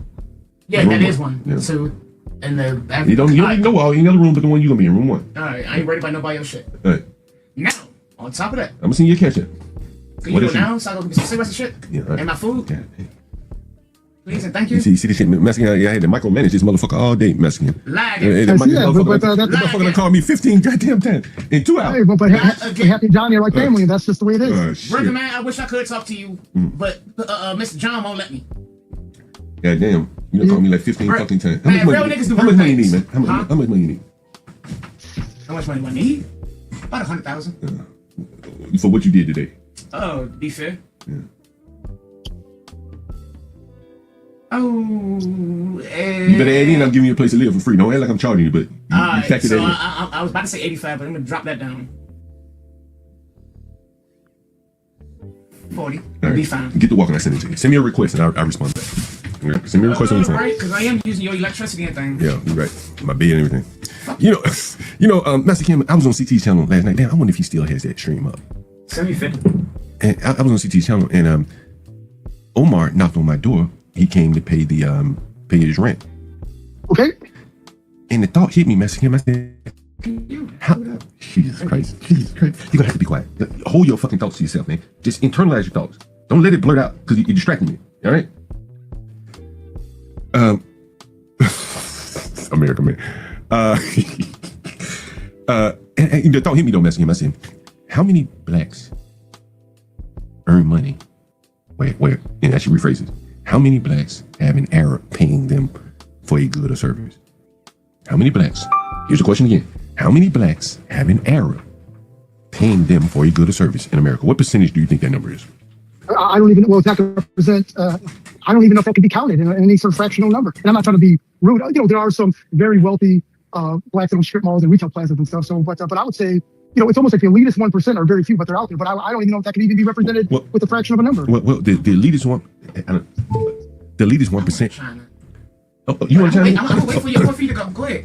You can tell me. But the elitist 1% probably are not dealing with Arabs. Oh, yeah, that's right. They're not only, they may be in the same country club with them, but they're not, collecting any money from Arabs. That is true. That is true. And so I was, the thought just hit me while I was on CT channel. Here's an Arab. He's Moroccan, and he came up and paid his rent. And I'm just saying to myself that the anger mans didn't want to be multimillionaires. Outside of the super chats and the cash apps, does he have any Moroccans and all this diversity in this country? Does he have white people, Hispanics that pay him money? No. I would say that percentage is probably pretty low. Zero. Right. Zero. And that is where I think that's their blind spot. They don't have much of a presence in the economic ecosystem. This is why anger man says I should be a multimillionaire. And I'm like, how? On what foundation? Who's going to make you a multimillionaire? Like when I need plumbers, electricians, whatever, they're not black. And you're not down here in the ghetto where you might be able to get some of this ghetto black money. All you can do is talk about them. I can talk about them and get their money. All he left was just talk about them. How they ain't shit. The black people ain't shit. Yeah, okay, I agree. But at least get their money. If they're that damn fucking stupid, you should be smart enough to get their damn money. Huh? Am I wrong about that message? Because nobody else wants to deal with them. So why is it the anger man? Yeah, so, go ahead. No, John, I certainly think that. No, hold on. Hey, You know what? Maybe I give you some headphones so you know when other people are talking. You want headphones? That'd be nice. All right. Maybe let's sell this motherfucker down. Hey, look, do this. Get the headphones out the bag. I know how to get do it. the headphones out the bag. $5,000 headphones. All right, get the headphones out the bag. Hey, go ahead, Mask Kim. I'm sorry about that. What were you about to say? No, I think the bigger... Hold on, Mask Kim. Hold on. For one second. This is the damn black man that just threatened me the other day. Hold on for 1 second. Hey, I need you to be quiet. Be the fuck quiet. I'm gonna have you on 3 Mask Kim, so just mute yourself. Yeah, what's up, man? Hello? Yeah. Hello? Yeah, what's up? Say what? Okay, you on your way? We're like 5 minutes away. Oh shit, you 5 minutes away? Goddamn. Okay, goddamn, 5 minutes. All right, okay. I'm about to send you the code to get in, man. Because I ain't gonna be able to be there in 5 minutes. Huh? I'm about to send you the code right now to get in because I won't be able to be there in 5 minutes, okay? Yeah, okay. All right, I'm about to send you. Say what? No, when will you be here, sir? When will you be here? In like 15 minutes. I'm like. Okay, we can wait for you in 15 minutes to go together. Yeah, because I'm riding the bike. I'm not driving. You know what I'm saying? But he can go ahead and go in. Yeah, that's fine. We can wait. All right. Okay, no problem. He's here to see you as well. Yeah, no problem. Okay. All right. I'm about to send him the code. Okay, So yeah. These fucking blacks. I mean, dealing with these motherfuckers is just so much trouble. Jesus Christ, you have to do so much to deal with. Huh? Oh man, John. I think John does have a Discord in the background. Like he definitely has a server, so he's probably doing that. Yeah. On the main avenue or the side street? The hell fucking at this side street, man. God damn. All right. God damn. Let me go. Yeah. Hey, what code did you use? 4040? They got you in the front door? No, that wasn't 4040. Nah, 1223? Yeah. Yeah, damn. Give me 1 second, Master. Oh God, Jesus on the cross. What am I looking for? Where's my phone? Shit. No, that's the help tropes. That's the Black Jeremy. That was supposed to be Jeremy versus this guy or another guy too. So that's the handyman. Give me 1 second, Master. Shit. Oh yeah. Tell him you got somebody. Hey, you go over there and you tell that nigga That's he what on I'm his about to way. go. That's what I'm about You to tell do. that nigga say he on his way, man. He busy and shit. All right, just call him. Let him know your groundskeeper. Hey, don't get over there and get to arguing with that nigga. Man. Fuck no. Say your groundskeeper on his way. I ain't gonna tell him that. I would have took your bike, but I know that wouldn't be okay. And the last time one of you niggas took my bike, it didn't come back with you. Fuck you, nigga. I'm not my brother. Yeah. Oh, Mr. Kim, I got both of my bikes now. Man, you know they charged me $600 fucking to fix that bike. $600 to fix it, like taking a damn Mercedes into the. Now the bikes that were taken, or you bought the new bike? You know, it's my cow cough. So I got a cow cough, like a German bike, and I got a Gazelle, which is a Dutch bike, right? You know those, Right. you know the Dutch and are really bike riding people. If you ever been to Amsterdam, Netherlands, and stuff like that, you know the Dutch are real bike riding people. So I said I'll buy me a Dutch bike, and that's my Gazelle. That's my favorite. I think it's my favorite because it's so light. But the cow cough, oh man, it's a beauty to ride. It's German engineering at its finest. So it's a beauty to ride, but it's a little heavy. You know, as I get a little bit older, it's harder for me to pick it up. That type of thing. There. So yeah. So John, I really enjoy. I'm sorry, can you hear me? Yeah. Loud and clear. What's up, Mexican? Oh yeah, I really enjoy hearing Happy and when Johnny Boy's on the stream. Most Americans don't know any personalities like that, right? So it's very common. It's actually very good for the stream. Very good content. It's funny and they're likable too. You know? To an extent, I guess, Mexican. To an extent, but you know, Johnny Boy is a lot more pleasant than Happy. To be honest with you, Johnny Boy has at least been able to maintain some employment. Happy, not so much. Happy was hit by a car. I mean, he was always a little off, but when he got hit by that car, he was never right again. He was never, Okay. you know, like one of his eyes is going to the left, one going to the right. You know what I mean? You know, he's like. But I think early on Go ahead. so early on the stream, you mentioned about him leaving his baby mama's house for the weekend, and I that is so crazy. But this is great content. I mean, it's awesome having those guys on. What did you think about it, Mexican? Well, the viewers were identical to you, right? We're all, I mean, you had to ask them the same question maybe 5 different ways because it is just so unimaginable what he's doing. And I mean, you asked the right question to when your viewers or listeners. I'm sorry. I thought it was great. I think it's funny. But again, that's why he's a great personality to have on the show, in addition to Johnny Boy as well. That level of, I hate to say the word dysfunction because these are people's lives, but just he was fine with it. And then you said, okay, well, if this guy comes in around this woman, he's going to see the kid. And he just dismissed that. He said, no, kid's not there. But that's just the beginning of it. The guy who could, the more relationship develops, the guy will be around, right? Oh, Mexican. I mean, that was really something there. You couldn't have scripted that. Yeah. You know, he I don't know how he goes back to that woman's house after she's been, with this new man for a whole week. How do you do that? Right. You know, how do you maintain any? This is why I like harp on. Black people have, they have so many problems that trying to form relationships is really like causing even more problems, right? And imagine trying to form a relationship around what he has going on right now. It would just be, a catastrophe, right? Or it would be so volatile, something domestic violence is going to pop off, just the nature of it, right? Yes, that's correct. That's correct. Then if you throw in alcohol and some other stuff in the mix, then it's on. Of course, something's going to pop off. And I don't know what you also may have heard is I offered him a place to live. He says, yeah, until Sunday. At that point, I'll go back to my baby mama's house. If he had the mental capacity, he said, you know what? It's a good start for me. I can take up the slack where my brother left off. My baby mama has put me out anyway. I can kind of hit the ground running. But he's itching to get back to his baby mama when she's done with her man. That is very, very interesting behavior. Very interesting behavior. Very interesting. Yeah. People that talk about these things, the manosphere, whatever, they talk about these things on panels. They can't dig deep into.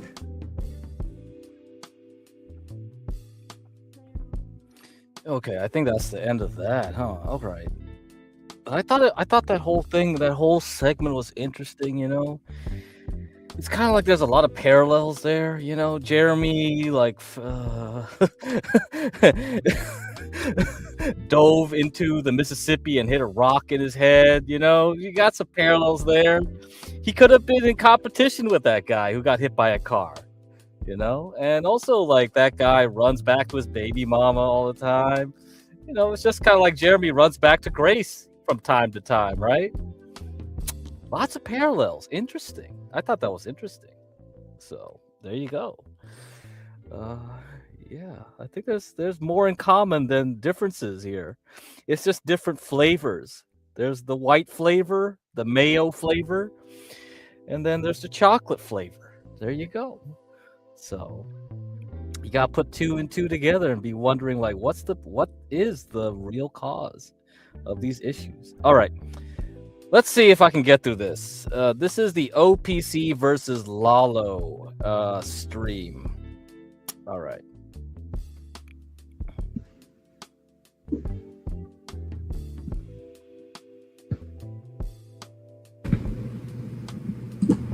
All right, Lalo, what do you want? What do you mean, what do you want? What? Your title says Ruby's nuts, Lalo wants to talk. And you have a lot to talk about here. Clearly, there's this whole conspiracy that Ruby's alleging against you. She's seeking an RO as we speak right now. So you have plenty to answer to be honest. To you? No, to Ruby. I didn't do anything wrong to Ruby. I thought you wanted to fight. What are we talking about here? What is this, the whole point of this? You're floundering. You said you've been waiting for half an hour, and you're like, oh, well, what are we talking about? You know exactly what we're talking about. I'm only here to talk about the fight. And of course, we're going to get to that, but also, you put Ruby in the title, so that doesn't help with your RO, now does it? I'm not worried about a RO. I'm worried about punching you in the face. That's what I'm here for. Why? You're 50 years old, why do you care? I think you're asking for it. How so? Just by being a prick all the time. Aren't you the one that said, oh, hey, Grace, after paragraphs and paragraphs, a myriad of things, rather creepy stalkerish behavior, whatever, okay, let's not bring up Dalmatian in this, but you're the one that does all this thing, talking about how you're going to, like, consummate a marriage with a person that we don't know exists, the Latino wife you claim to have, or will have, and to Grace, and then, what? Are you going to meet up or not? That's really all I'm here to... Yes. All right, where are we going to meet up? How is the fight going to go? And how do I know you're not just playing games again? I'm trying to skip the games, actually, and I'm willing to go to New England. I've done it half a dozen times, okay? And to be completely clear here, you're the one that put Ruby's nuts. So again, for you to be like, oh, well, I'm not going to talk about this when I've been willing and am reaffirming that I'm willing to fight in New England, of all places. Okay, well, it seems like maybe you should actually speak about what you put in the title, so. Okay, Ruby is nuts. That's all I have to say about that right now. So where are we fighting? When are we fighting? And how do I know you're not going to just back out last minute? Because up till this point, you have not been a very trustworthy person. Schedule it. Yeah, Ricky's right. Schedule. That's what I'm trying to do. I need a date. Okay. I need a location. And I need to know, how can I trust you they're actually going to... If I show up there, if I drive to the boxing ring or wherever, how do I know you're actually going to fight? You're not going to back out last minute, chicken out, and try to come up with some excuse to not fight. Okay, well, to just address the chat so far, apparently, you know, it does say that Ruby is nuts, that's all, and you do not have a backbone when it comes to Ruby. I think you are afraid of the RO. In fact, when it comes to what, are you going to let me finish, or are you afraid of what I'm going to say? I'm going to actually put you in mute for a little bit. The Ruby's Nuts stream was supposed to be for me, Dalmatian, and Edward, and if you didn't show up, I thought I would just talk about that, but I decided I wasn't even going to have the stream unless you showed up. So now that you're here, and while you're here, I think we should be talking about the fight. Okay, of course, but you know, you're trying to fight me, despite not really having a good motive to do so, according to pretty much anyone who watches you, all 10 of them. And I will say that when it comes down to you, though, I just don't think that it'd be good if you were to say, well, I want to fight this guy, you know, blood, fisticuffs, the whole works, and then you can't even talk about Ruby, who you live, I don't know, like 8 hours away from. So, number one. Number two, I'm willing to fight you, I don't know, on the soonest weekend, maybe next weekend, you know, in New England somewhere, be it Maine, Rhode Island, Bloodhaven. I'm kidding. Okay, so where are we going to fight? Are we going to have any officiation, or are we just going to fight in the parking lot? I would like some officiation, given that you have these very, I would say, homicidal tendencies. You are someone who was talking about taking a shotgun to meet up with Grace. You were the one that brought guns across state lines, believe it or not, to a 20-year-old girl that's never actually shot guns before. So you are the type that would be really insane. And in fact, I recall you saying earlier this year, be it weeks or maybe a few. All right, so let's start out with bringing guns across state lines. I have never brought a gun across state lines to Grace's house or anyone else's. The shotgun content was something Jeremy proposed. I bought the ammunition. I had everything ready. Yeah, if you're going to be talking like Ruby, you're going to expect to be treated like Ruby. Who's that addressing? You, Lalo. Ruby's talking like Ruby. Ruby's just been spreading stupid lies that she doesn't have. Yeah, an axe is not a firearm. The axe stays with the Jeep. The axe is part of the equipment that stays in the back of the Jeep. Okay, so you didn't bring guns in like a paper bag or something when you first met up with Grace and replaced the oil on the college campus? That was not across state lines.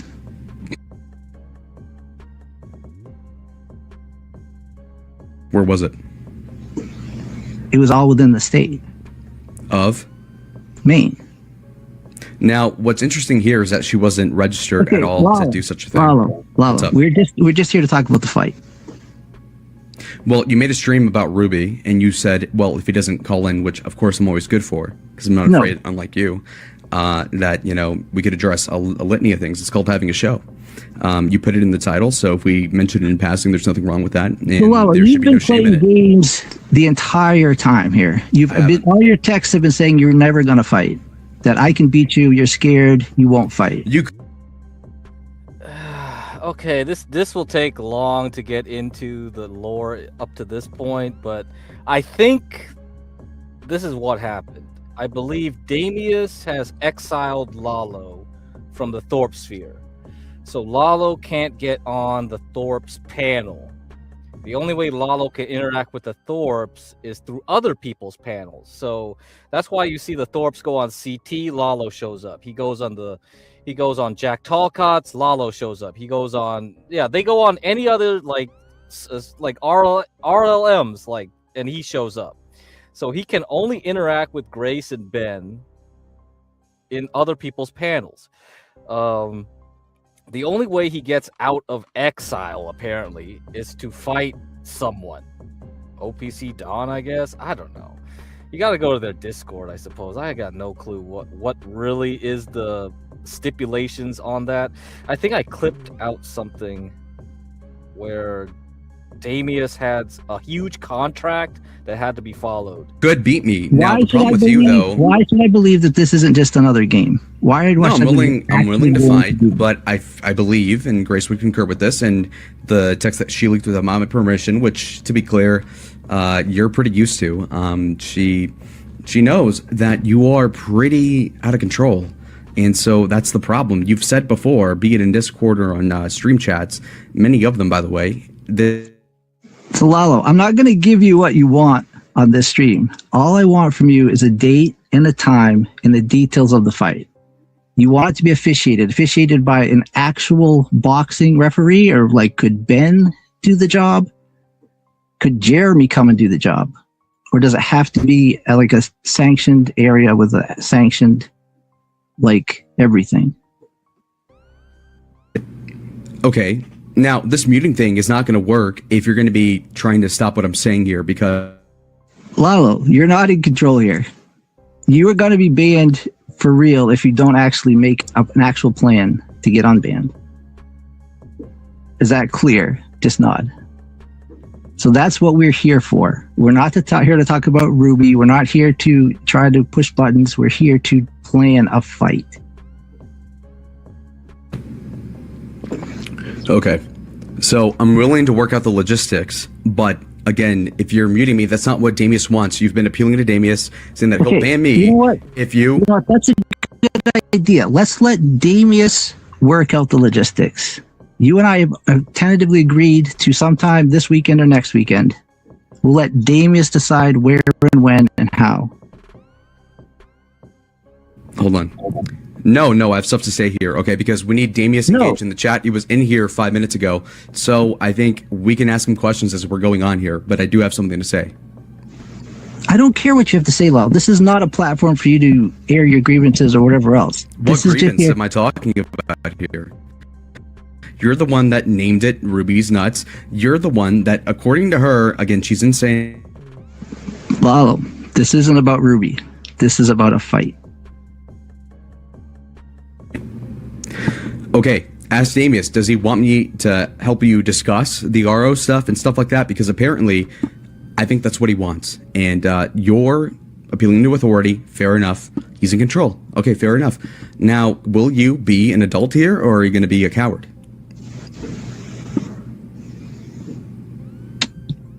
I'm not the one that's been running from the fight. You are clearly. I'm not the one that's been saying I'm before because you said... Because I know I'll lose. You said that, once I start punching you, I won't stop. I might kill this guy. Tyrone gets it. We're here to plan a fight. We are.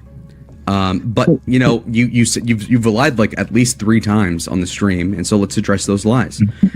So first of all, You're saying that you would never give Grace a gun across state lines. Now, I do have a screenshot here from January 9th of 2024, where you said that you had a 22 LR handgun, and apparently it belonged to your sister. I don't know who that is. And that what you do is you put it in Grace's pocket, and then if a guy starts getting handsy with you, you simply guide his wayward hand over to your gun and say, please don't make me kill you, and then just calmly look straight ahead. So you are trying to give guns to Grace, and you offered to give Ruby against Grace, by the way, which is fucking ridiculous. What was it, like a concrete gun or something? So you are someone who is pretty insane. Again, Lalo, we are here to talk about a fight. We're not talking about Ruby. We're not talking about guns. Then how about you go ahead right now and remove Ruby off the stream? Sure, I will actually. I will delete that right now. But I'm asking you, where are we going to meet and what date? Yeah, of course. Let's see. So apparently, what days are? I mean, you own your own company, so you should have pretty much any day, available, right? I can make time for this one. Beautiful. Now, let's see. We do have an influx of chats over here, so can you read Damius's comments real quick? Hang on, let me remove Ricky's. I'm not seeing anything from Damius. Let me pull him up on this one. He sent several things. All right. How does fighting in Maine in a forest with good connection? Let me pull it up. So that's the thing is, are you concerned about this fight being legal? Well, of course, I wouldn't want your channel to be in trouble or anything like that. I'm not so worried about what the channel. I'm talking about actually police showing up and arresting us.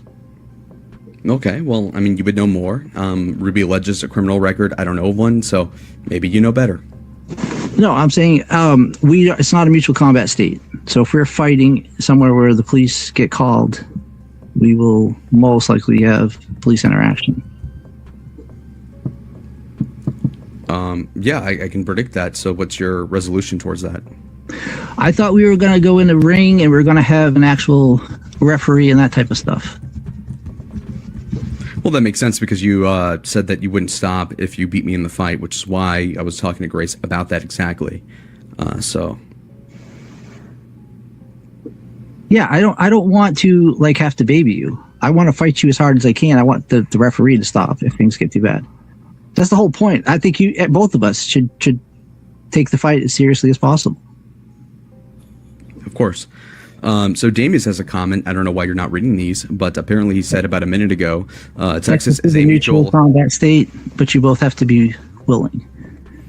Now, I'm under the impression that you either can't legally fly or you have some weird phobia about flying because nobody's ever heard of you doing that in about 50 or so years that you've been alive, being generous here. So are you against flying anywhere? No, I've visited family. And where do you think my girlfriend lives? Well, in your head? I don't know. Okay. I've been to Texas many times, but I'd rather not make this like a 6-day thing. I'd rather just beat you up and be done with it. Okay, well, you're not in the position to be asking because I've flown around the whole time. I flew. Actually, no, you're not in the position to be asking anything. You have to either accept these I'm in complete leverage here. You're the one that's scared of even mentioning the people that's in your title, which is rather pathetic. What, Ruby? No, I'm saying you always try to take the content. The content that about Ruby should be done with Dalmatian, people that are more interesting. You're not a person that I want to have. That's ironic that you say that I'm not in control when you're the one that's getting ghosted by Dalmatian to your own admission. Is that not true? You're not in control, Lalo.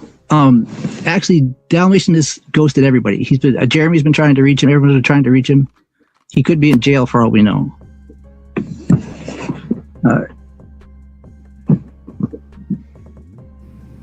Okay, I got muted again. Okay, so you're saying that you're in control. Meanwhile, you can't get Dalmatian to respond to you, and no one cares about Jeremy either which way. And you're the one that's trying to instigate him, getting on stream to apparently allegedly harass Ruby, which is... I'm saying you're the one that needs this fight to happen. I could care less if it happens. I have nothing to... You know, it's over. To me, I've really given up. Like the whole Thorposphere side of Boyd, I think should just die. There's only one end. Everybody knows what that end is, right? Everybody just wants to see the finale, the final episode, right? It's like you watch the TV series and you've given up on it, and then all you want to do is like, who cares, who cares, who cares? And then maybe if you're curious, you want to see the final episode of Thorpe's TV, right? That's basically what we are waiting for. And that might not happen until many, many, many moons later. Because, yeah, Damius will just fund this crap and there's nothing to stop him. I don't know what this game is. We're stuck with this right now. I think we should just let it die. Honestly, I could play the whole thing with the clip here, just 3 minutes. This is what I captured from Kick. This is when OPC went on the whole thing with the contracts. So tropes, Damius is like their pay pig. That's who Damius is. Damius Octavius. In the fight, you guys gotta fill me in. There were multiple options. I'll bring it up. There were multiple options for Lalo to get back in. One of them was to fight OPC. So there you go. This was the stipulation. If Lalo fights OPC, he's allowed back into the Thorposphere. I believe. Okay. So it's OPC and. When did he enter the? So Damius entered with the locales. So when the Thorpes interacted with the locale universe people, that's when he piggybacked over here. I think he probably figured out that like he has no control over locale universe, and the Thorpes are like way easier to control because they're broke. All the people around them are broke. It's really easy. Yeah, of course. If you got money, you can pretty much try to instigate and script out everything. I don't play that. I like everything to be natural. I don't want to be controlling people's content too closely. I might nudge them here or there, but not too much. But I think like, yeah, he's pretty much taken over everything. Pretty much all the content ideas he has is like very specific. Like I pay you and you must do this. I pay you and you must do that kind of stuff. The only people invested anymore are live on Discord. Correct, probably. VS Lalo in some kind of formal, I assume, legal type of fight. Any kind of combative fight. Okay. Yeah, let me see. I can share the original. Okay, here we go. Okay, can I ask you this, the original OPC? agreement. There you go. Here you go. This is a binding contract made up by nobody who's a lawyer. Do you think he's going to follow through on that? I think he thinks if he drags his feet, you'll give in. You guys will get weak and you'll want him for some reason and he'll win. He just wants to win. But I think But do you think he will fulfill the number two here? If everybody Actually, Grace, it actually just says he accepts OPC's offer to fight in a boxing match. That's legally what it says. That's not what that means. That's what it says. that is a big loophole. I mean, that's what it says. If we're saying like let's stick to the law, it says so. Damius. Well, I mean, you wrote it. You wrote it.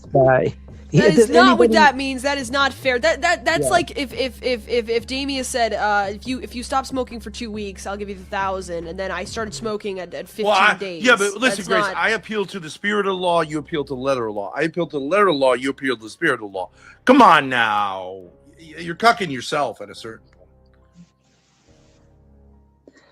Well, I mean that. I get what you're saying. The end, you're a loophole. I mean, it does say he accepts OPC's offer to fight in a boxing match, and OPC is saying, I have confirmation that he did this. So, like, sorry. And you can withdraw all future donations, but, like, what about one and two, and he also one and two, literally one, like definite commitment. Like, that seems close enough. I agree with Grace. Why are we bending over backwards to make this easy for Lalo and screwing over Damius? Damius, if anybody, Because my should dad be... believes that Lalo will help me to uncork and start interacting Yeah, with the OPC, you don't religious realize how many hours I have spent. Like over the reason we haven't streamed the last few months because Grace, and I understand it, has said let's work out like the deeper kind of, like okay, and I think we made it through that. And like I don't. Yeah, so there you go. Thorpe's trying to scam again. All you gotta do is agree to the fight, and that's it. That's all you gotta do. You don't even need to have the fight. Just agree to the fight, and not even go follow through. That'll be fine. You've completed task number 2 there of the quote unquote contract, whatever. It's a poorly written contract. Oh my God! So there you go. That's really what it boils down to. I don't know. Ben wants the Lalo to come back. It's like they've ran out of people to interact with. They've basically burned so many bridges. There's nobody left. Now we just got Jeremy coming back now too because they have nobody. They have nobody new. And they're gonna be homeless pretty soon, within a few days, I think. So they're pretty much out of their apartment into that RV full time. So let's see how that goes. Diesel prices are gonna be high. Maybe it'll be exciting to see them crash and burn this summer. But who knows? Damius will probably keep funding them to keep them limping along, and that's what's going to happen. So we're not going to get the final episode. It's really, it's tough. It's tough. We're screwed here. So I think there's nothing we can do. It's on to Zeus, right? Come on, Zeus. Come on, somebody else. Please give us content in the Boits for IRL, please. But I think for IRL, yeah, it's gonna be tough. I don't know. We'll see.